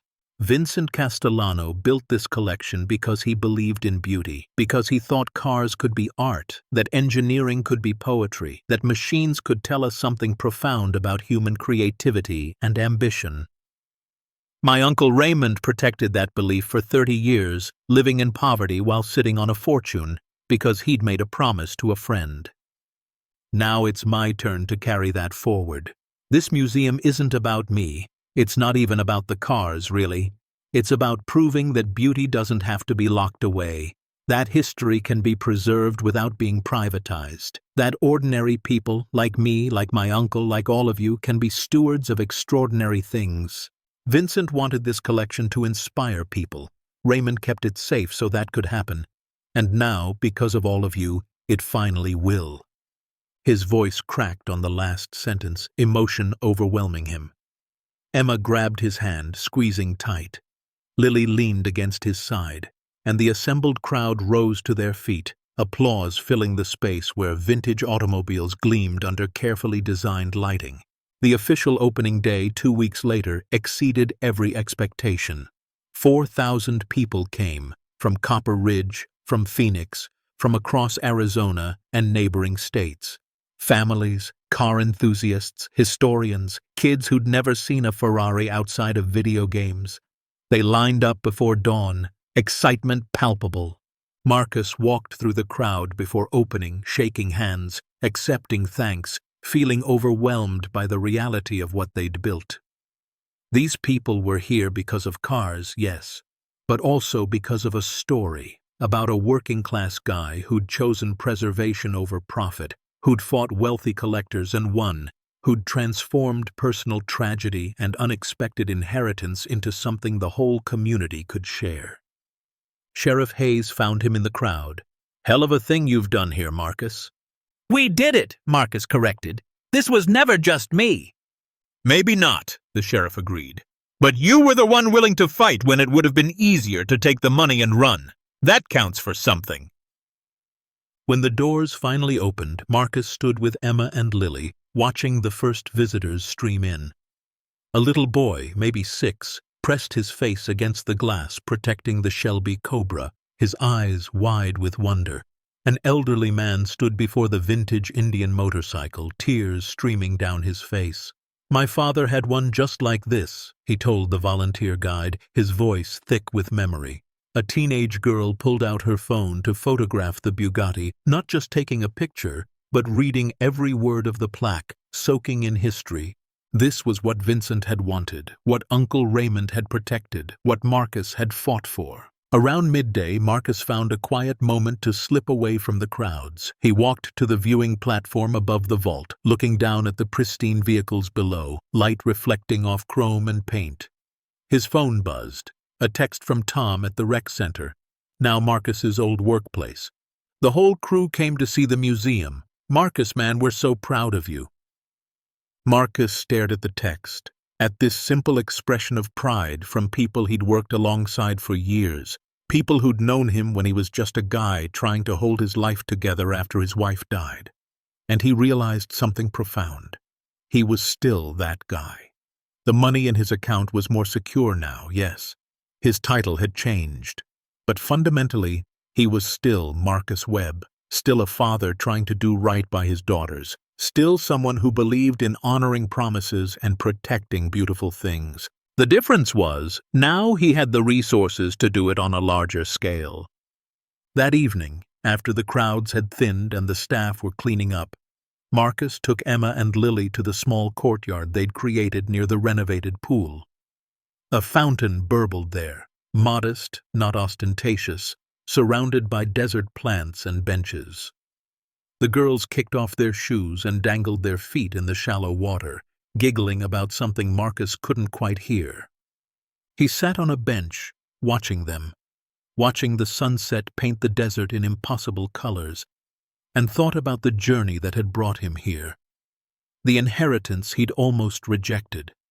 The discovery that had changed everything, the threats and fears and sleepless nights, the community that had rallied, the legal victory that had seemed impossible, and the slow, difficult work of transforming vision into reality. Christine found him there carrying 2 bottles of water and a tired smile. "Good day?" "Impossible day," Marcus said. "Good impossible." She sat beside him, both of them watching the girls play. "Sarah would be proud, you know, not just of the museum, but of how you got here, the choices you made." Marcus felt his throat tighten. "I think about her every day, about what she said, about dreaming bigger. I don't think she meant this specifically. I think she just meant, don't settle, don't accept that survival is enough." "And you didn't," Christine said. "Marcus, you could have taken Hutchinson's 30 million, paid off every debt, set yourself up for life, disappeared into comfortable obscurity. Instead, you fought for something bigger than yourself. You created something that will outlast all of us." Marcus looked at the museum building, at the people still lingering outside, reluctant to leave, at the transformed property that had been a burden and became a blessing. "I couldn't have done it without you, without the community, without Uncle Raymond setting it all up." "But you were the one who had to say yes," Christine pointed out. "Raymond could have left this to anyone. He chose you because he knew you'd do the right thing even when it was hard. He wasn't wrong." As the sun set completely and the desert cooled, Marcus called the girls over. They were wet and happy and sunburned despite the sunscreen he'd made them wear. "Did you have fun today?" he asked, toweling off Lily's feet. "The best fun," Lily declared. "Daddy, did you see all those people? They loved the cars." "And the little kids," Emma added, more thoughtful. "There were kids from our school, kids who've never been anywhere fancy, and they got to see all of it." "That's the point, baby," Marcus said, pulling them both close. "That's exactly the point." They drove home through the desert darkness, the girls chattering in the back seat about favorite moments from the day. Marcus's phone kept buzzing with messages. Congratulations, thank yous, interview requests. He ignored it all for now, focused on the road, on the simple act of taking his daughters home after an extraordinary day. At a stoplight, he caught his own reflection in the rearview mirror. The man looking back wasn't the grief-hollowed widower who'd barely been surviving 2 years ago. He was still tired, probably always would be, and still carried the weight of loss. Sarah's absence was a permanent ache, not something that faded or healed completely. But there was something else there, too. Purpose. Pride. The knowledge that he'd been tested and hadn't broken. That he'd been given a choice between comfort and conviction, and he'd chosen conviction. That his daughters were learning, through watching him, what it meant to protect something precious, even when that protection came at personal cost. The light changed. Marcus drove on. 3 months later, the Desert Heritage Automotive Museum was featured in a documentary on PBS about automotive preservation. 6 months later, a traveling exhibition featuring 10 vehicles from the collection began a 2-year tour of major museums across the country. A year later, the museum won a national award for heritage site restoration and community engagement.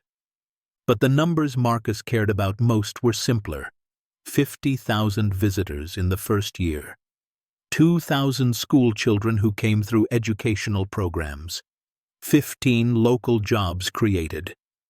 3 vintage vehicles purchased by the museum from other collections, with Vincent's original collection serving as the cornerstone for a growing institution. And perhaps most importantly, 0 vehicles sold to private collectors. The collection remained intact, public, accessible. Emma got accepted to a special STEM program for high school, her interest in engineering and restoration blossoming. Lily discovered she wanted to be a teacher, loved explaining things to people, loved watching understanding dawn in someone's eyes. Both their futures were secure, not because Marcus had become wealthy, but because the trust established through the Museum Foundation ensured their education would be funded, their basic needs met, their opportunities expanded. Marcus himself settled into his role as executive director, though he never quite got comfortable with the title. He still wore jeans more often than suits, still knew how to fix a leaky faucet or patch drywall, skills that came in handy during museum maintenance. Still felt like a maintenance worker playing dress-up in a world of museum professionals and preservation experts. But he'd learned to trust his instincts, learned that sometimes the most important qualification for protecting something precious wasn't expertise or credentials, but simply giving a damn about doing it right. On the 2-year anniversary of the museum's opening, Marcus organized a small private ceremony at Uncle Raymond's grave. The family plot was in a modest cemetery outside Copper Ridge. Nothing fancy, just a simple headstone that read, Raymond Webb, 1942 to 2024. He kept the faith. Marcus laid flowers, desert wildflowers that Sarah had loved, and knelt beside the grave while Emma and Lily stood respectfully behind him. "I did it, Uncle Ray," Marcus said quietly. "The collection is safe. It's public. It's exactly what Vincent wanted, what you protected for 30 years. I hope I made you proud." The desert wind rustled through the scrub brush, carrying the scent of creosote and dust. And Marcus could almost hear his uncle's voice, gruff and approving. "You did good, nephew. Real good." That evening, Marcus returned to the museum for one last walk-through before closing. He did this sometimes when the crowds were gone and the staff had left, just him alone with Vincent's collection and the weight of responsibility and privilege. He stood on the glass viewing platform, looking down at the vehicles below. The Ferrari gleamed red and perfect. The Bugatti crouched like a sculpture. The Shelby promised speed and rebellion, each one a story, each one preserved, each one accessible to anyone who wanted to see. Marcus thought about the journey. From that first phone call from Patricia Gonzalez to standing here now, steward of something far larger than himself. Thought about all the moments he'd wanted to quit, wanted to take the easy path, wanted to protect himself and his daughters by accepting whatever offer would make the threats stop. And he thought about why he hadn't, why he'd kept fighting even when it seemed impossible. It wasn't heroism, it wasn't special virtue, it was simpler than that. He'd lost Sarah, lost the future they'd planned together, lost the partnership that had made everything feel possible. When Uncle Raymond left him the desert vista, left him this impossible burden and blessing, Marcus had been given a choice: stay small and safe or risk everything for something meaningful. Sarah had told him to dream bigger, to really live. The collection, the museum, the 2-year battle to make it real, that was Marcus learning how to live again. Not just survive, not just get through each day, but actually build something, create something, leave something behind that mattered. His phone buzzed. Text from Emma. "Lily wants to know if we can come to the museum tomorrow. She promised her friend a tour and wants to practice." Marcus smiled, typing back. "Of course. Come around 10. I'll make sure you have access to everything." Another text, this time from Christine. "Board meeting Tuesday. Also, Smithsonian wants to discuss expanded partnership. You free for lunch tomorrow to prep?" And another from Dr. Reeves. "Marcus, wonderful news. The state legislature is considering a heritage preservation grant program, using the Desert Heritage Museum as the model example. Could you testify at the hearing next month?" Marcus looked at his phone, at the proof that what he'd started had grown beyond him, had become something that would outlast him. The museum would operate for decades, hopefully centuries. Long after he was gone, people would come here and see Vincent's collection and never know the full story of how close it came to being scattered to the winds, sold off piece by piece to wealthy collectors who'd lock it away. But Emma and Lily would know, and they'd tell their children. And maybe, in that way, the real legacy wasn't the cars at all. Maybe it was the choice, the decision to fight for what mattered, even when you were outmatched and terrified and had every reason to walk away. Marcus turned off the platform lighting, locked up the museum, and walked to his truck. The desert night was cool and clear, stars brilliant overhead, the same stars that had watched Uncle Raymond guard this secret for 30 years, the same stars that had been there the night Sarah told him to dream bigger. He drove home through the darkness, past the small downtown that was thriving now thanks to museum tourism, past the rec center where he'd once worked double shifts just to make rent, past the cemetery where both Sarah and Uncle Raymond rested. At home, Emma and Lily were already asleep, but they'd left him a note on the kitchen table. "We're proud of you, Daddy. Love, Emma and Lily. P.S. Lily says the fountain is the best part of the museum. I like the Bugatti. P.P.S. We both love you." Marcus saved the note, adding it to a box where he kept precious things: Sarah's wedding ring, Uncle Raymond's letter, the first article about the museum, Emma's drawing of the desert vista, Lily's spelling test where she'd written, "My daddy is a museum man." He made himself tea, Sarah's favorite kind, Earl Grey with honey, and sat at the kitchen table, steam rising from his cup, and allowed himself a moment of quiet satisfaction. 2 years ago, he'd been a widowed maintenance worker, barely surviving, wondering if life would ever feel like more than just getting through each day. Now he was the executive director of a nationally recognized museum. His daughters had secure futures. His community had a source of pride and economic growth, and millions of people would experience automotive history because Marcus Webb had been stubborn enough and brave enough and determined enough to say no to easy money and yes to hard choices. The greatest treasure wasn't what he'd found under the concrete, he realized. It was what he'd built above it, not just a museum, but a life with purpose, with meaning, with the bone-deep satisfaction of knowing he'd honored the people who'd believed in him. Sarah, who'd told him to dream bigger. Uncle Raymond, who'd trusted him with an impossible responsibility. Vincent, who'd created beauty and wanted to share it. And Emma and Lily, who were learning every day that doing what's right matters more than doing what's easy, that ordinary people can protect extraordinary things, that legacy isn't about what you inherit, but about what you choose to preserve and pass forward. Marcus finished his tea, washed the cup, and went to check on his daughters. Both sleeping soundly, safe and secure in a home bought with museum income, with futures funded by a trust that ensured the collection would remain public forever. He kissed their foreheads, turned off the hall light, and went to his own room. Tomorrow would bring new challenges, board meetings and testimonies, and the endless work of running a museum.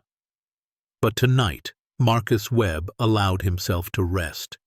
Not as a lucky guy who'd stumbled into a fortune, but as a guardian who'd chosen preservation over profit, as a father who'd taught his daughters that some treasures belong to everyone, as an ordinary man who'd been tested and had proven that ordinary was enough. More than enough. In the desert darkness, the museum stood quiet and secure, Vincent's collection safe behind climate-controlled glass, waiting for tomorrow's visitors, waiting to inspire and educate and remind people that beauty, when shared, becomes something sacred. And Marcus slept, dreamless and deep, knowing he'd done what Sarah had asked. He'd dreamed bigger, and he'd built something real. The end. Anyone can inherit something valuable. But it takes true courage to protect it, wisdom to share it, and love to ensure it endures long after you're gone. What began as a widowed father's impossible inheritance became a testament to the power of one person choosing legacy over luxury, community over cash, and the belief that some treasures belong to everyone. As the sun sets over the Desert Heritage Automotive Museum, Marcus Webb isn't just preserving vintage cars. He's preserving the idea that ordinary people can do extraordinary things when they refuse to back down from what's right. And that's a legacy worth far more than $275 million.